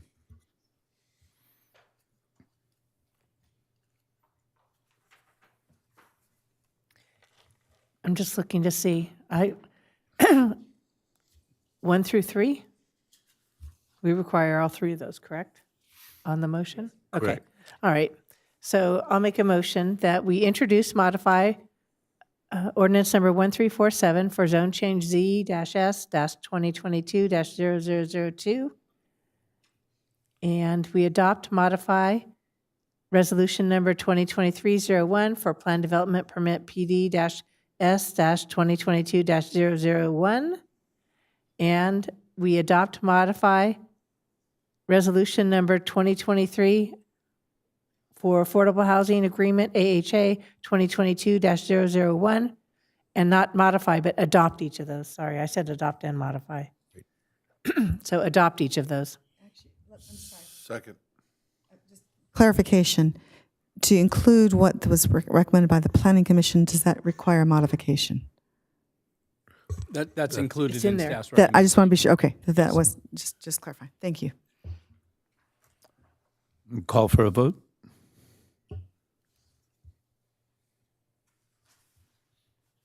The motion passes unanimously.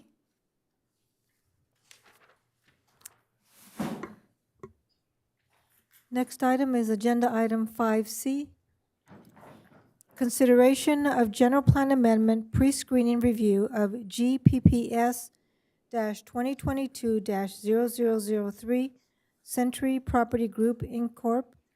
A request to change the general plan land use designation from medium-density residential to moderate-density residential for a 1.5 acre portion of a 5.72 acre project site located at 1801 and 1807 Oak Road, southeast of East Los Angeles Avenue and Yosemite Avenue.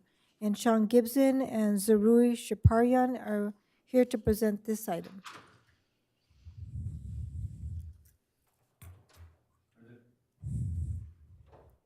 Are there any ex parte communications to report? Mr. Mayor, I had a meeting on Zoom today with developers about this project. That's it. As did I. I did not. Okay. May we have an oral report by staff? Good evening, Mayor Thomas, members of the City Council. The applicant Century Property Group, Inc. has submitted a general plan pre-screening application for the City Council's authorization to proceed with a formal general plan amendment application. It is important to note that the City Council is not approving a development project tonight. Rather, the applicant is merely requesting to change the present land use designation from medium-density residential to moderate-density residential with your approval tonight. Our assistant planner, Zarui Chaparian, will make tonight's presentation. Good evening, Mayor Thomas and Honorable City Council members. Tonight, we're reviewing a request for a general plan pre-screen for a property located at 1801 and 1807 Oak Road. The applicant, Century Property Group, Inc., is requesting a general plan pre-screening authorization to move forward with a formal application to change the general plan land use designation from medium-density residential to moderate-density residential for a 1.5 acre site comprised of 2 parcels at 1801 and 1807 Oak Road. The site is located southeast of the intersection of Los Angeles Avenue and Yosemite Avenue. Access to the site will be from Oak Road. The properties that are part of the pre-screen are each 0.75 acres and developed with single-family residences. The entire future project site will also include the 4.22 acre parcel directly to the south, highlighted in orange. The 4.22 acre parcel was upzoned from residential medium to moderate density residential as part of the housing element update in 2021.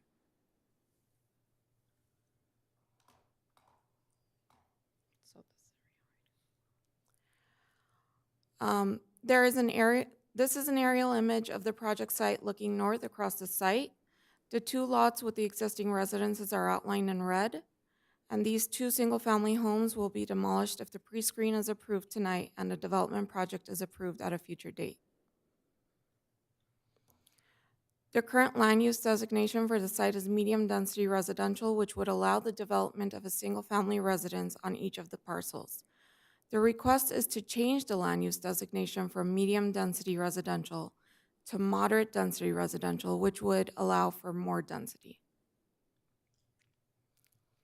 The change to moderate-density residential would allow small lot, single-family residential or multifamily residential development at a density of 5.1 to 10 units per acre. For the 5.72 acre future project site, this would mean a maximum of 57 units without a density bonus.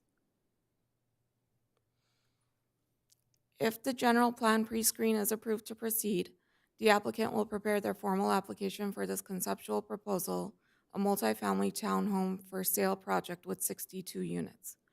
This proposal will require density bonus under the provisions of state density bonus law in exchange for providing affordable units. The site plan on screen is a potential project for future review. It is not for review tonight. The following criteria is used when considering a pre-screening request. The proposed land use change to moderate density residential will complement the surrounding multifamily residential developments. Surrounding uses include the multifamily development to the west, designated high residential density, the mobile home park to the east, designated mobile home, the proposed townhome development to the north with the potential to be designated high residential density, and the proposed change for these 2 lots will be compatible with the current general plan land use designation of moderate density residential for the parcel to the south, which will also be part of the overall multifamily development. The proposed land use amendment would be compatible with the goals and policies of the general plan by prioritizing future growth as infill and by redeveloping an underutilized property with a new moderate density residential development that would provide adequate sized housing comparable with the surrounding residential developments. Lastly, in the last 12 months, there has been no other amendment in the same general area that have been considered and denied, nor has there been new land use studies or policies adopted. The City Council authorized GPPS 2022-0001 in 2022 for the 4 parcels directly north of the subject site for further processing as a formal general plan amendment to change the land use designation from general commercial and medium density residential to high density residential. A formal application for review has since been submitted. Based on the analysis required for a general plan pre-screen, staff recommends the City Council authorize the applicant to file a general plan amendment as requested. This concludes the presentation, and we are available for questions. Any questions of staff? Councilmember Rhodes? Yeah, this is probably the simplest question, but I never saw anywhere in the report that all 3 lots were actually, or all 3 areas were owned by the same party. Is that, can I assume that that's the case, that they're not doing a land use for something they don't own? We will check with the applicant on the current ownership factor. Okay. Yeah, I thought that they wanted this approval to purchase. Anyway, I don't know if that makes a I difference. think we to you. can, when the applicant can address it when they come up. Sure. Yeah. Okay. Councilmember Lister? Thank you. This, as I recall, we looked at this previously. Was that as a pre-screening or something, didn't we? Is that accurate? No, the pre-screening is to the north where, there we go. We looked at the purple, but not this one. Oh, okay. Let me just ask you something. I understand with this, I'm going to use my pointer just because I never get to use it. And I do have a question. This area right here on Yosemite, as I understand, recently it is zoned high or very high. Am I correct? But that zoning was changed recently with the general plan update. Is that correct?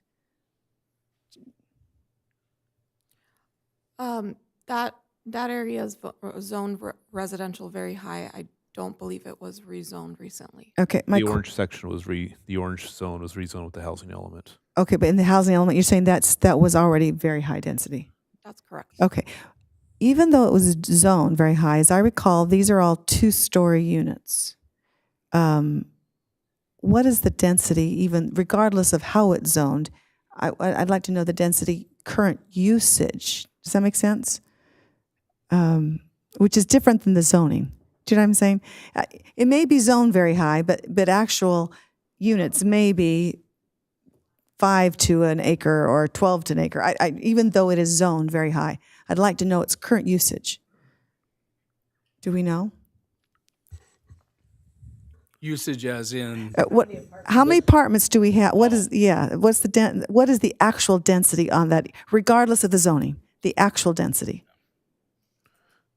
Because in my mind, the reason I'm asking this question, not just to throw it out there, we're being asked to change this density, which will ultimately result in whatever my figures are. How many? What was it? They want 62 dwelling units, which is going to 50. If we do this change, 57 is what would be allowed. They're going to ultimately suggest they want 62 units, so there'll be a density bonus. So it's going to be relatively dense, and I believe to get that density, they are going to go 3 stories, et cetera, which is the applicant can discuss all of that. But I just want to make sure that this zoning change not just makes sense based on what is zoned right now, but based on what is actually built there right now. Does that make sense? I guess if it doesn't, I'm still asking the question. Yeah, and Councilmember Lister, I can't give you the exact density of the apartments facing Yosemite Avenue, just south of Los Angeles. There's actually 3 complexes there. The southernmost complex is a 3-story apartment complex. The larger complex, which is in 2 halves, those are stacked flats as far as those are smaller apartments. So the density is higher than some of the townhome projects which are proposed on Oak Road, both by the applicant earlier last year, City Ventures, and tonight's applicant, which is here tonight. They're proposing for sale product at 2 and 3 story limits. I'm not sure what height limit tonight's applicant is proposing, but apartments are what's shown on Yosemite Avenue, so the density is more higher than a typical townhouse type development. Claudia? Yeah, if I may add on to what Mr. Gibson said, if they were to move forward with, let's say, 65 units as a density bonus, you're talking about 11 to 12 units per acre. So that's still going to be less than with the apartment, they're very high. Well, that's allowed. I understand. I just want. No, they're allowed for that area if you do the density. If you do the zone change in the general plan amendment, it will go up to 10 units per acre maximum, and even with what they're proposing, it will be about 11, 12. So, I understand. But yes, we don't have the actual. But we don't know actually what is built. We don't have the actual Okay. number, but I can tell you there is a lot more than 11, 12 units per acre because they're apartments. There's about 300 units we believe there's over there. But as far Are as there I really? would need to know the acreage to be able to tell you what Okay. the density is. Okay. Thank you.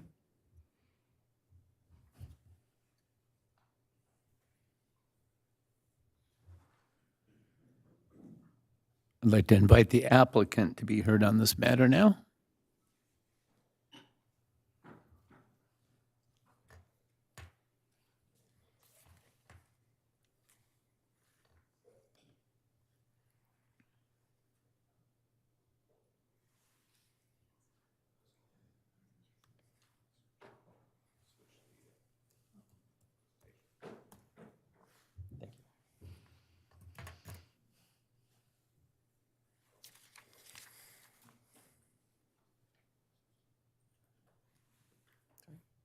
Hello, everyone.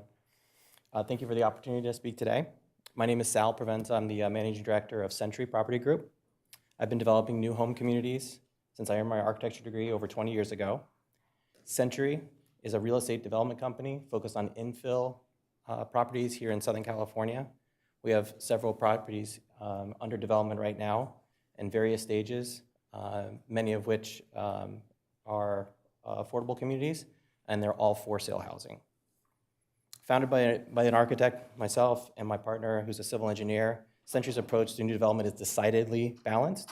Our projects typically begin with an understanding of these existing land use and implementing a vision with innovative architecture. That creative vision is balanced with pragmatic engineering and attainable home pricing. In the end, our projects respect the existing fabric of the community and enhance the quality of all the residents. Staff did a great job of presenting the project, so I apologize in advance. I may be repeating a little bit of what you already explained to them, but it's important to understand that this area is going through a new change, especially with the Phoenix School redevelopment, which is the property in the purple, and our subdivision. It's really poised for some meaningful and positive change. The request you're considering tonight is clearly necessary for a little comprehensive planning in that area. As staff explained, the two single-family houses are zoned medium density, which prohibits attached housing. It's really not an rezoning to get more units. It's really a type of product that makes it allowable to do the site plan that you saw earlier. If left unaddressed, the single-family houses would be sandwiched between the Phoenix School, which is high density, and our vacant land, which is moderate density. So it's really just kind of a logical sense, a rezone to kind of clean up that area. It allows us to plan kind of a comprehensive way. While the hearing today is really limited to the land use change, as you had mentioned, with the two single-family houses, I thought it might be helpful to walk through some of our approach to the planning of the overall site plan. So as you can see, the orange units there are 3-story units. The purple and blue, or kind of teal color, are 2-story units. We have a mix of 2-story and 3-story. That's a little different than the Phoenix School. That's all 3-story product, higher density.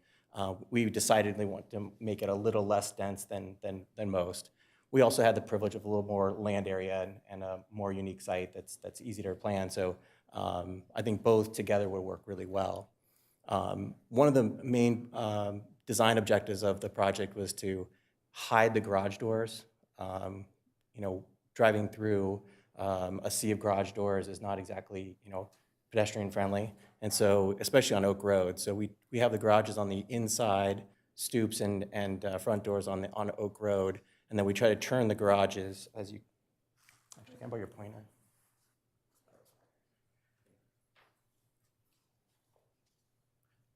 So you can see the garage doors here on the interior courtyard. As you're driving around the circulation road, you won't actually see those garages. It's only when you go into the sort of the less trafficked alleyways that you see that. And the courtyard's here as well. So we really wanted to make sure that it was pedestrian friendly, rear-loaded townhomes, front doors on Oak, and then that sort of concept is carried through the whole project so that we have an attractive street scene, encourages pedestrian activity, and promotes the community interactions. To reinforce that walkability, we also created pocket parks underneath the 3 trees that we believe are going to be preserved. So you got this one here, this one here, and this one here. So you got a connectivity between all those pocket parks, this Paseo, and all the way down to more of a Grand Paseo into this open space by the Arroyo. So we thought that was another really important design element that we wanted to encourage. And then lastly, I just wanted to mention that the project's going to require a state density bonus. We're not exactly sure exactly how many units are going to be and what level they are, but we will end up having affordable units on this project. So that's really all I wanted to add. I really do appreciate the staff report. It was very comprehensive, and I'm of course available for questions. Take a minute, I can answer your question. We have control of all 3 properties. So we're the applicant. We have a contract to purchase the properties. We don't own them. They're actually owned by 3 separate groups. If that helps. Okay. Did you want me to stay up or come back for questions? Well, I think there's some questions. Councilmember Kavanaugh. I just had a quick, easy question. The Arroyo open space area, so that's part of your property that you can't build on, or is it flood zone, or you're just leaving it open space? So we did do a floodplain and flood zone analysis. Our property actually continues on the other side of the Arroyo as well. That's in the floodway. The area that's the Arroyo Green area now is in the floodplain. There's a couple things happening upstream that may change that. We've been talking with Brent Steamer about that. Not sure exactly how that it gets affected, but actually the design is more focused on the fire department access and how long the cul-de-sac is, or the dead Right, end. they have to be able to turn and. Exactly. But so that space you are going to leave open, or that's the plan at this point? That's right. Okay, will you landscape it, or it's going to be natural? Yeah, so I probably should share this a little bit. So this is kind of the design inspiration for it. You know, it's especially in the area, sorry, I'm going to go back to the site plan, especially in the area that starts here, kind of progresses, maybe a little gate or something here, and this is, you know. So almost contiguous? Yeah, Okay. absolutely. Oh, that'll be nice. We want people Right. to use it. Maybe that's got like, you know, gardens and things like that. We're not sure how it's programmed, but the idea is that people actually get to use it, not just, you know, there for. All right, good. I could like my front yard done on some of those. Yeah, I know. No, those look nice. Thank you for answering my question. Okay, thank you.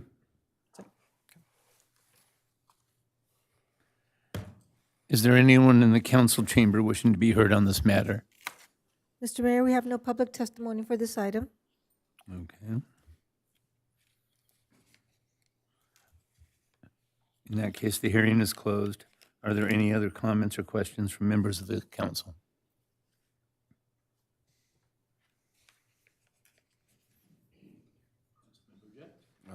If anybody doesn't have, I'm willing to make a motion. Great. Okay. I move that we authorize GPPS-2022-0003 for further processing as a formal general plan amendment to change the general plan land use designation from medium density residential to moderate density residential with concurrent filing of applicant entitlement applications applicable. I'll second. Call for a vote. The motion passes unanimously.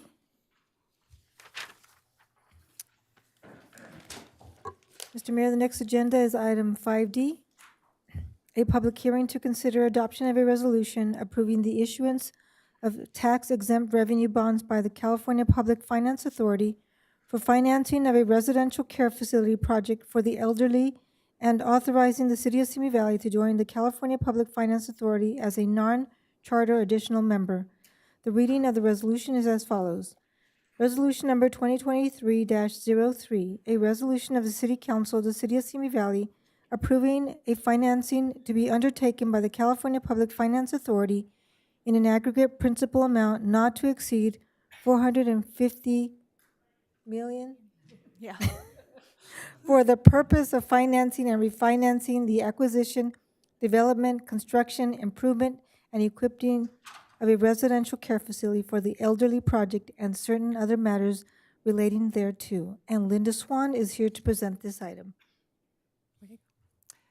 Good evening, Mayor Thomas and City Council. Kendall at Ventura is seeking financing through the California Public Finance Authority, known as CalPFA, to acquire and develop the 20.7-acre site located at the southwest corner of Chapel Canyon Road and Guardian Street. In August of 2020, the City Council approved Pepper Tree Business Park's application for the construction and operation of a 357-unit residential care facility for the elderly. The project included a total of 357 units.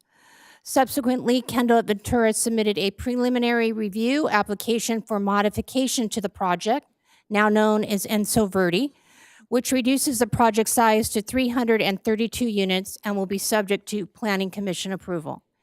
Kendall has requested that Cal PFA issue and sell tax-exempt bonds in the maximum principal amount of $450 million and sell the proceeds to them in order for Kendall to acquire and develop the property.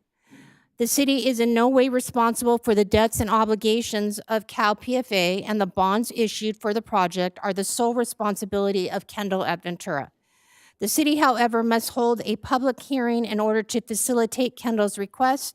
The public hearing requirement is in accordance with the Federal Tax Equity and Responsibility Act, known as TEFRA. A notice of public hearing was published in the Ventura County Star on January 13, 2023. Cal PFA was created for the purpose of issuing tax-exempt bonds for both public and private entities throughout California to promote community development opportunities that create jobs, housing, and community infrastructure. In order for the bonds to qualify as tax-exempt, the issuance of bonds by Cal PFA must be approved by the City Council. The city's TEFRA public hearing provides the public with an opportunity to speak or submit written comments concerning the location or financing of the project. At the conclusion of the hearing, in order for bonds to be issued to Kendall at Ventura, the City Council must become members of Cal PFA and approve Cal PFA's bond issuance as the senior care facility is located in Simi Valley. There is no cost to join Cal PFA, and the city estimates that it could receive up to $67,000 annually for the term of the respective bonds if the full amount is issued. Staff is recommending at the conclusion of the hearing that the City Council take the following actions. Adopt the resolution before you this evening, which authorizes the city to join Cal PFA as a non-charter additional member, and also authorizes the issuance of one or more series of revenue bonds in an aggregate amount not to exceed $450 million by Cal PFA on behalf of Kendall at Ventura for the Enso Verde project. Additionally, staff requests that you authorize the city manager or designee to execute any supporting documents to effectuate the resolution. This concludes my presentation, and I'm available for questions. Okay. Any questions of staff? Councilmember Rhodes. Yes, thank you for the explanation. I read this the first time and I about came unglued that we were going to issue $450 million worth of bonds. And now I understand that we are not issuing the bonds, but I live in the real world, and so I just want to make sure it's clear. I'm going to ask this question this way. So we can, as the city, benefit financially from the issuance of these bonds without accepting any risk whatsoever. That is correct, and it's stated throughout the JPA and the resolution. This is the state's way of trying to promote economic development, infrastructure. It's a program that they have. We just need to join Cal PFA for them to issue the bonds to Kendall at Ventura. And no cost to join. Councilmember Litzter. Thank you, Mayor. I understand that we, in speaking with staff, understand that in the past, it is not unusual to have bonds issued for development or to have this kind of an arrangement. I guess my question is, have we used, like, for instance, I understand Wood Ranch was possibly had a bond used, et cetera, at the time. But this is the first, are there other bonding agencies? This is the first time that we've been asked to join Cal PFA. Is that accurate? That is correct, but we, I believe, joined the California Municipal Finance Authority in 2015 for an apartment complex for Cabrillo Economic Development. Okay. So same type of agency through the state, different name, but this is the first time for Cal PFA. Got it. And the question I'd had, and I think it was answered very well, but I just want to ask it here for the discussion. I wondered if it in any way affected our own borrowing authority or abilities or rating in any way by being associated with this bond issuance. I do not believe it does. And in looking at previous staff reports, specifically for I think it's Camino Esperanza, it was stated there, it does not affect our financial rating whatsoever, or our ability to borrow. Solely, it is Cal PFA, they're the entity that is issuing the bonds. Yeah, we do have a bonding limit, but because we are not the issuer, these don't get charged against us. Against our bonding limit. Got it. And the $450 million, which sounds like a nice tidy amount of money, that is the maximum amount? Is that why this is the amount that's selected, or is that the anticipated amount needed? That's just a number that the developer is requesting Cal PFA to finance. Got it. It's just a curiosity. So Cal PFA could actually finance more? There's not a top? And they could. I don't know what they do with it. No, I'm just curious. It was just a curiosity. And I know this hearing is not to discuss the development itself, and I understand that. And I understand that we approved the Pepper Tree development before, but obviously there have been some suggested changes, and we are going to be having an opportunity, if we approve this and if they get the funds, then we will ultimately be looking at the new, I would assume, the new development, is that correct, or the new project, would we? They would be required, if they are making modifications to the existing project, they would have to go through our planning process, whether that's a public hearing before the Planning Commission or one at a staff level. We don't know yet because we're not completely familiar with what they're proposing. But they would still have to, financing aside, the project can move forward under the city's development process. Got it. I just want to go on record that the previous development was really beautiful, and I'm hoping that this measures up to that standard. So I just want to go on record that I'm just hopeful that is. I understand there's going to be some changes, but hopefully it meets that standard. So, but thank you, Linda, for answering those questions. Appreciate it. Councilmember Kavanagh? Thank you. I wanted to ask, is the reason we have to approve this because the property is in Simi Valley and we're kind of guaranteeing that they can use that property to build on? Is that why we have to approve it? Because the project is in our jurisdiction, the hearing needs to happen in the jurisdiction where the project at, and the public of that jurisdiction needs to be able to comment on it. Okay, thank you. That makes sense. Thank you.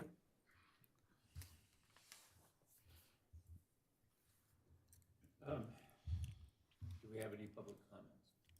Mr. Mayor, we have no public testimony on this item. Then this hearing is closed. Do we have any comments or questions from council?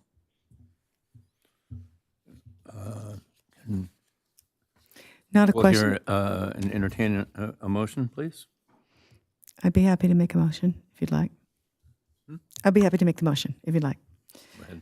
I move that we adopt a resolution authorizing the city of Simi Valley to join the California Public Finance Authority as a non-charter additional member, and authorize the issuance of one or more series of revenue bonds in an aggregate amount not to exceed $450 million by the California Public Finance Authority on behalf of Kendall at Ventura, a nonprofit corporation, to provide for financing of a residential care facility project, Arizo Verde, for the elderly located at the southwest corner of Tapple Canyon Road and Guarding Street, and authorize the city manager or designee to execute any supporting documents to effectuate the resolution.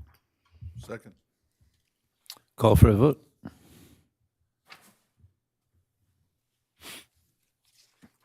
The motion passes unanimously.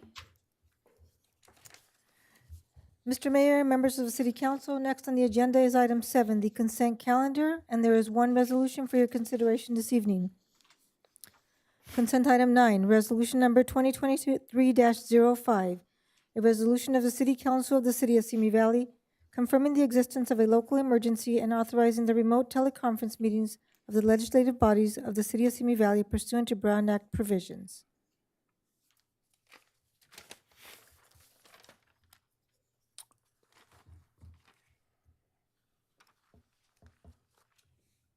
Councilmember Lister.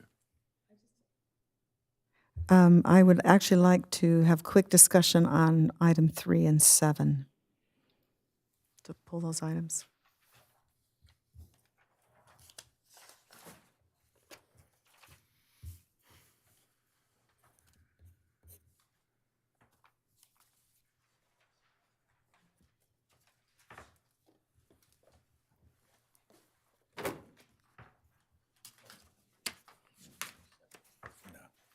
But if you'd like, I'd be happy to make a resolution to, oh, go ahead.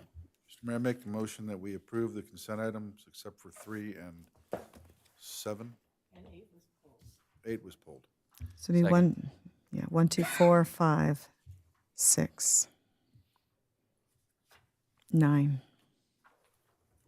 Do I have a second? Yeah, Rocky said. Okay. Call for a vote.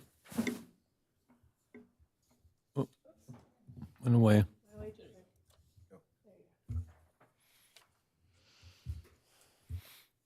The motion passes unanimously.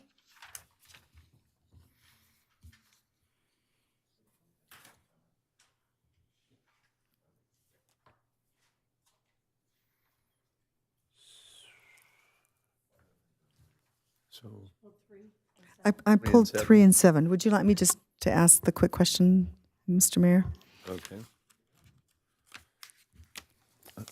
On All right, let's start with number 3. Thank you very much. I understand that this item was to basically purchase 3 unmarked vehicles, which I think certainly we need to do. My question was just a better understanding of the restitution funds. Is that basically did we receive funds from the insurance company because of is that what happened? As I understand, restitution funds were received to cover 2 vehicle losses, and they were deposited into the general fund. And we want to buy 1 more car for fentanyl marijuana growth prosecution. But as I understand this, this is proposing we use forfeited asset funds for 2 of the vehicles and general funds to cover 1 of the vehicle. And so I'm just trying to understand. I mean, this is probably nice accounting, especially if the forfeited asset funds are available. So I'm not saying I'm opposed to it. I'm just trying to understand where the restitution funds came from. Is that From the insurance companies That's from- involved in yeah, we didn't, yeah. God, that's what I Yes. assumed. Okay, that's what I assumed. Insurance company paid in, and that goes in the general That's fund. correct. But we are not obligated then to use. I mean, we could still use we're forfeited just- asset funds. We're just getting reimbursed for our loss. And so what we're doing in essence is shoring up our general fund because we can make the case that this would be good to use forfeited asset funds. Is that is that? Correct. And when the restitution comes, what we'll likely do is, at budget time, is move that money into our vehicle replacement fund.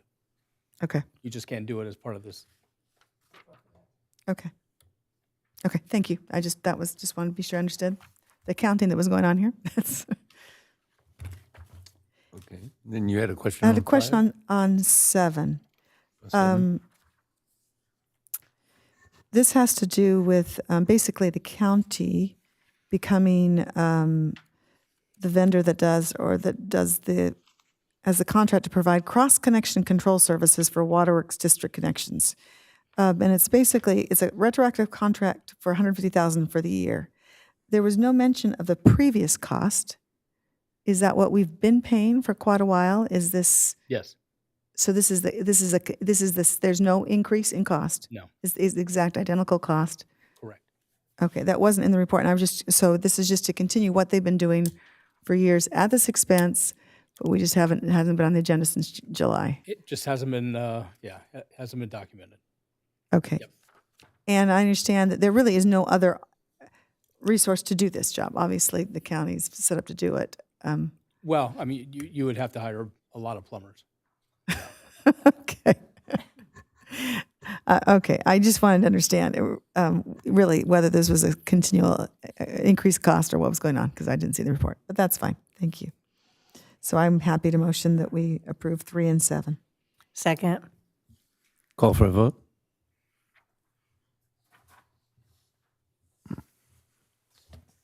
The motion passes unanimously. Mr. Mayor, members of the City Council, next on the agenda is item 10A, City Council member reports.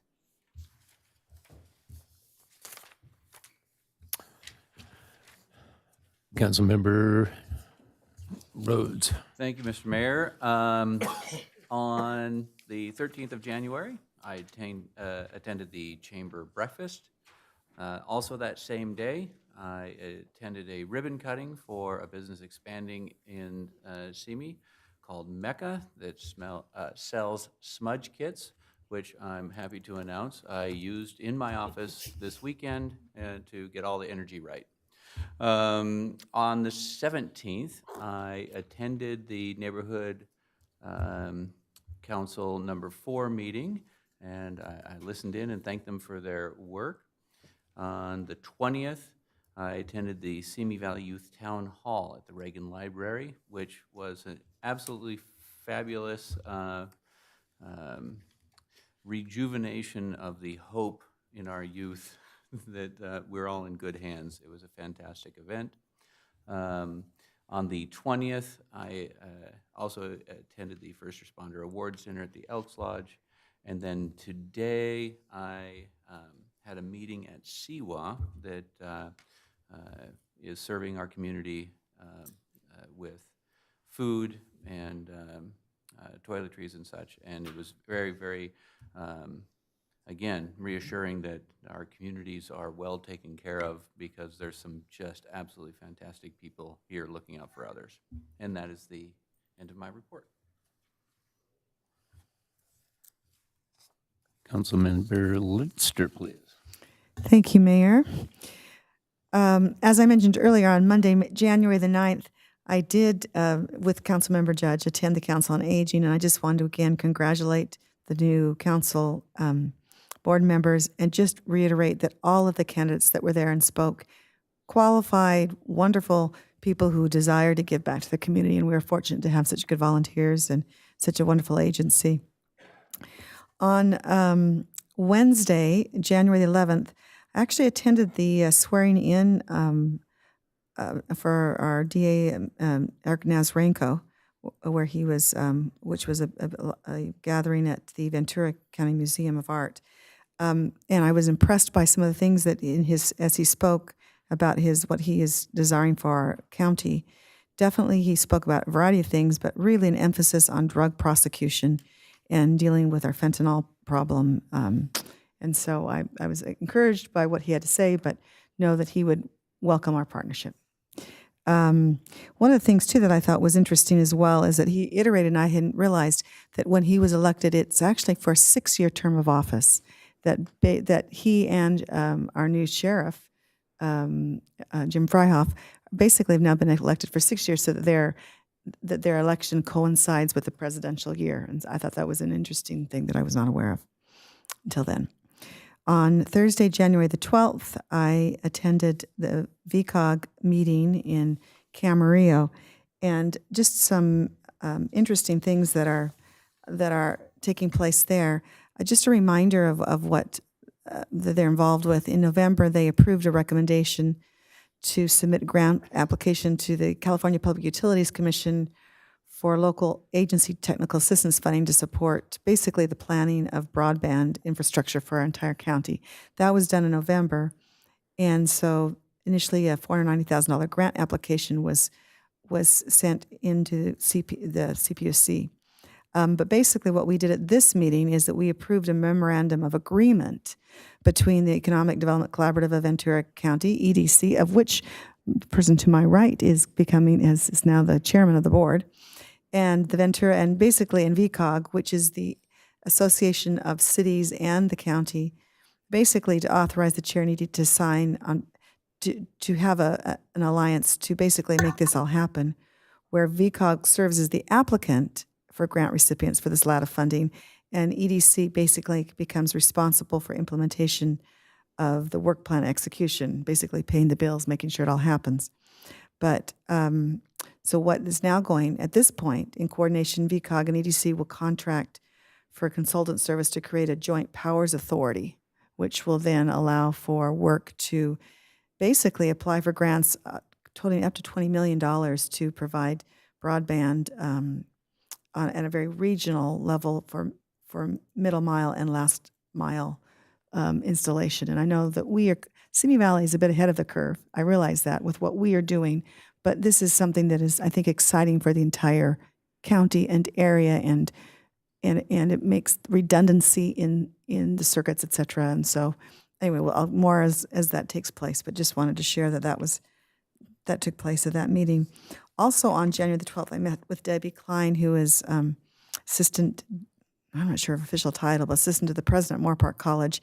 And it was interesting to talk about some of their plans at Moorpark College, which includes student housing that they'd like to in the future, actually reinstallation of food service. Right now, they just have a food truck. They really don't actually have cafeteria services, although they do have a nice food pantry, but it's not the same thing. So excited that, and of course also the empathy they're talking about, but excited that Moorpark College is being very proactive to benefit our students.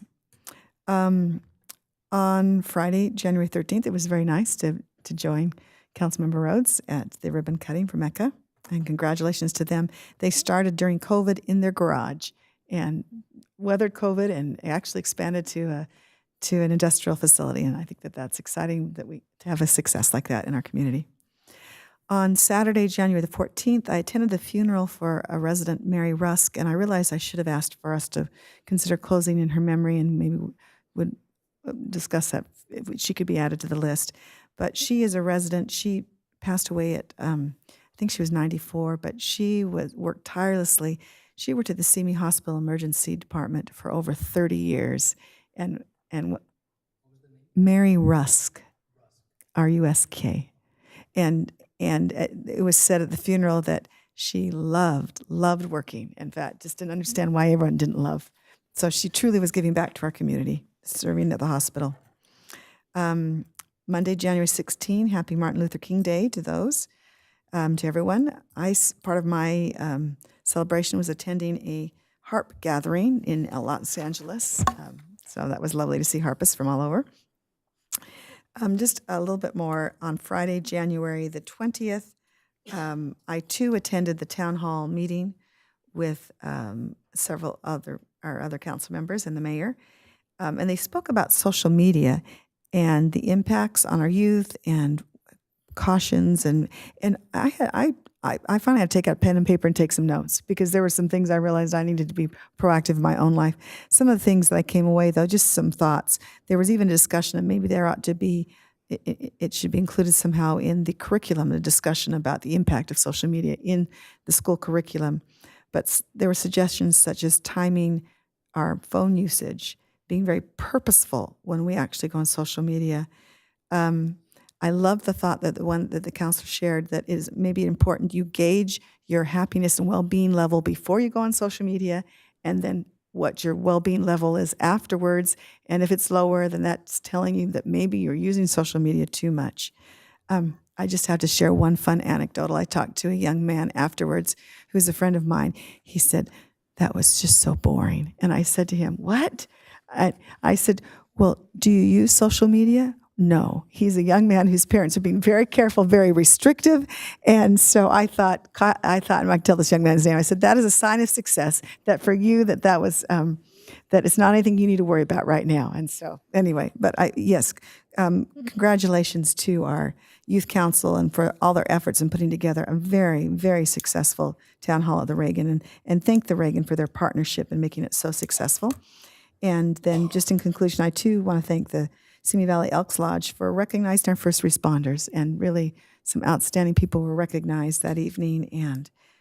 And often we forget that that we have first responders that are from many areas, everything from our police to our sheriff to our highway patrol to fire to, I don't want to forget anyone, to paramedics to, was that it? Did I get them? Okay.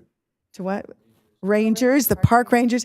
I think we forget just how many wonderful first responders we have surrounding us. So thank you to the Elks for celebrating them, and it was a very, very nice evening. And that concludes my report. Thank you. Councilmember Kavanaugh. Thank you, Mr. Mayor. On Thursday, January 19th, I did attend the annual, the EDC's annual business dinner and meeting. It was a lot of fun. I was very thankful that Assistant City Manager Linda Swan and Management Analyst Kelly Tinker joined me there. I had 3 of my managers that I work with and Bob Engler from TO, and we had a lot of fun at our table. No matter what, we had a great old time. At that same event, our CEO is Bruce Sensley, and in the past, we recognized his 15 years of service to the EDC. And I also was found out and was able to announce that day that he has been also chosen as a Ventura County Leadership Academy's Business Leader of the Year for 2023. So that's a very big compliment to him, and it's also a big compliment to the EDC that we've been able to keep him for 15 years. So that's a good thing. He does a wonderful job. So some of the things that we talked about was that we're going to be concentrating on is the digital upskilling, which I've talked about before, where you teach new skills to workers so they can learn new jobs and or move up in their current ones. So that's a big focus in this coming year. Assemblymember Jackie Irwin helped us obtain a $5 million grant for that. And we are also going to be doing the fiscal agent and co-convener of the Uplift Central Coast. We received a $5 million $5 million grant for a 6-county initiative to support resilient, sustainable, and equitable economy for the region. Basically, it's designed to find an equitable and inclusive recovery for our region from the impacts of COVID-19. So that's going to be very interesting. The EDC will be kind of the administrator for that. So it's kind of a unique thing. Bruce keeps finding money and more work for the EDC to do, but it's working, so we're doing good. One of the other things we're also going to be focusing on really largely this year is what Councilmember Lister just mentioned, our broadband. Here in Simi Valley, we're a little bit ahead of this, the curve, but we still have unincorporated areas and lower income areas that don't have access to that. And these are the things that we really need to ensure that they have these days, that end users, homes, and businesses have the capacity and the know-how to use their broadband and to benefit from them so they're not left behind. And then, and one of the things I got to announce is this starting year, Simi Valley is going to be doing $1 million in loan capital to the EDC. And so I got to announce that, and that was a lot of fun. I got a big, plug in there for Simi Valley. The only negative thing is the vice chair for me this year is going to be Kristen Dika. She's with the Port of Hueneme. I keep asking her, we need a port in Simi. She just laughs. And I said, we had enough rain. We could have done it up the Arroyo this last time, right? Our port, if you haven't been there, they do wonderful things. So you really need to check them out. But overall, it was a very good meeting. Like Councilmember Lister said, I ended up with the gavel at the end of the night. So I'm looking forward to 2023. It's going to be an exciting year with a lot of things going on. And a lot of things, hopefully, that we here in Simi Valley can take advantage of that we have not before. At our next meeting, I'll go over a few more things that the EDC is going to be focusing on and things that are available that we aren't using here, that I would really like to get them available to everybody, or the information out to them so that they're able to use it. I also, on January 20th, attended the First Responders Dinner at the Elks Club. Does a wonderful job of that. It's one of the most enjoyable things to go to. Our own Simi Valley PD was there. We even made a comment about being better than Highway Patrol, I think it was. Isn't that what came out of there, Interim Chief? Better than the sheriffs. Okay, better than the sheriffs. It was good. I really liked it. And our own Sergeant Wiedemeyer was selected as the Officer of the Year by the Simi Valley Police Department, his co-workers and peers. He doesn't really like to be the center of attention, so he was kind of like, whatever. But he did a great job and represented us well. And congratulations to all of the other award winners. I know the park ranger, Jim Rosales. He was new to the park rangers when I was on the board. And then I won't mention any last names, but the CHP officer you see at Stearns in the 118, he was the recognized one for the highway patrol. He was a lot of fun. They were teasing him quite a bit, but he was a lot of fun, and he took it all well. So those are all my comments for tonight. Thank you. Thank you. Mayor Pro Tem Judge. Thank you, Mr. Mayor. On Friday, January 13th, I too attended the Chamber breakfast in the morning. I also want to remind people, because it's before our next council meeting, that the Chamber of Commerce is going to be hosting the Salute to Excellence Awards program for all the Business Owner of the Year, Business of the Year, those kind of things. That's going to be on February 9th at 5:30, so if you haven't got your tickets yet, make sure you go on the website and check it out. Also on Friday the 13th, I was, honored to help the city manager and the mayor pick our next police chief, and that announcement will be forthcoming and be very exciting news. The rest of the time I was spending in Las Vegas for the next week. I was there on a trade show for military and police and other entities, so I got to spend a lot of time with our veterans, our active duty, and our police officers, and it was a great time. That's the end of my report. Okay, let's see here. Wednesday, January 11th, I attended the Simi Valley Interfaith Council meeting. It was actually a really interesting meeting. I was surprised at how many programs are provided by our religious organizations in this community, and the fact that there are 13 different food pantries providing food to the homeless and low-income members of our community. Very impressive. Friday the 13th, participated in the Simi Valley Police Chief interviews. We had some excellent candidates, and I'm really excited about our selection of our new police chief forthcoming.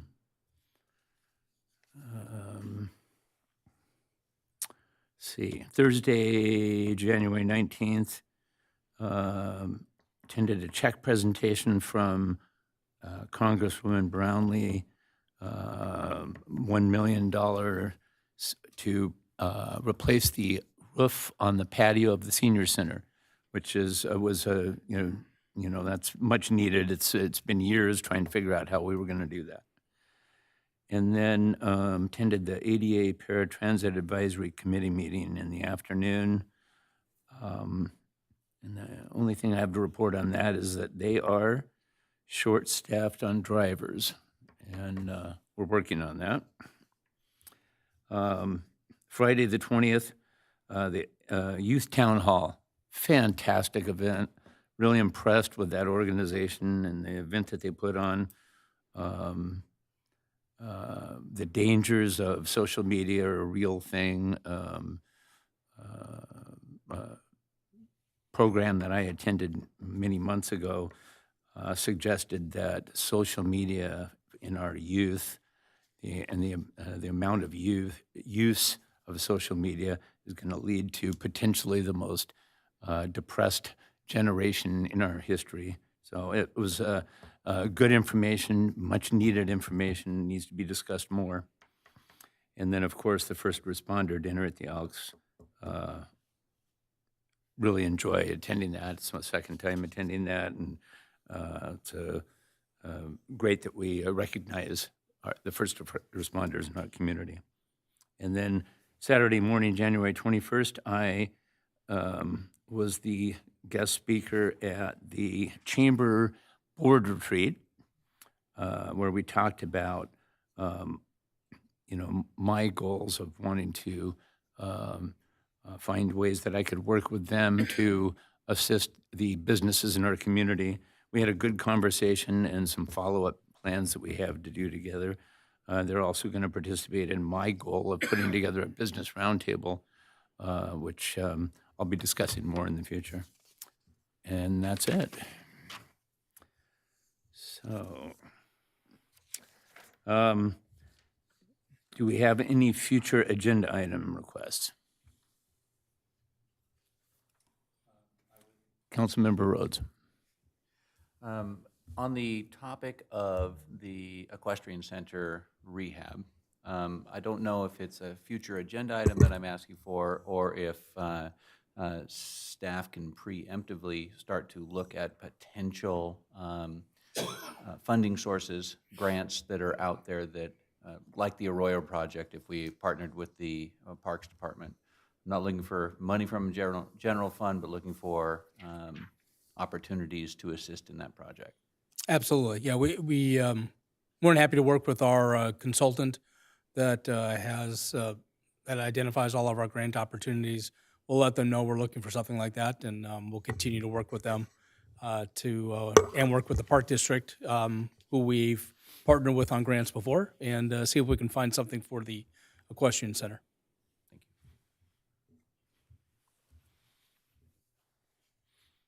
Okay. Then call for a motion to adjourn.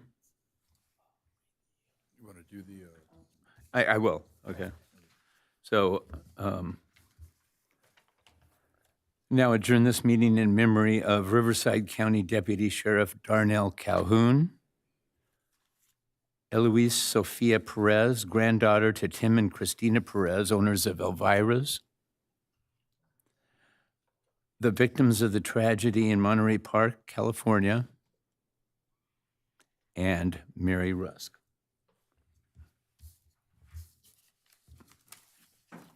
Good night.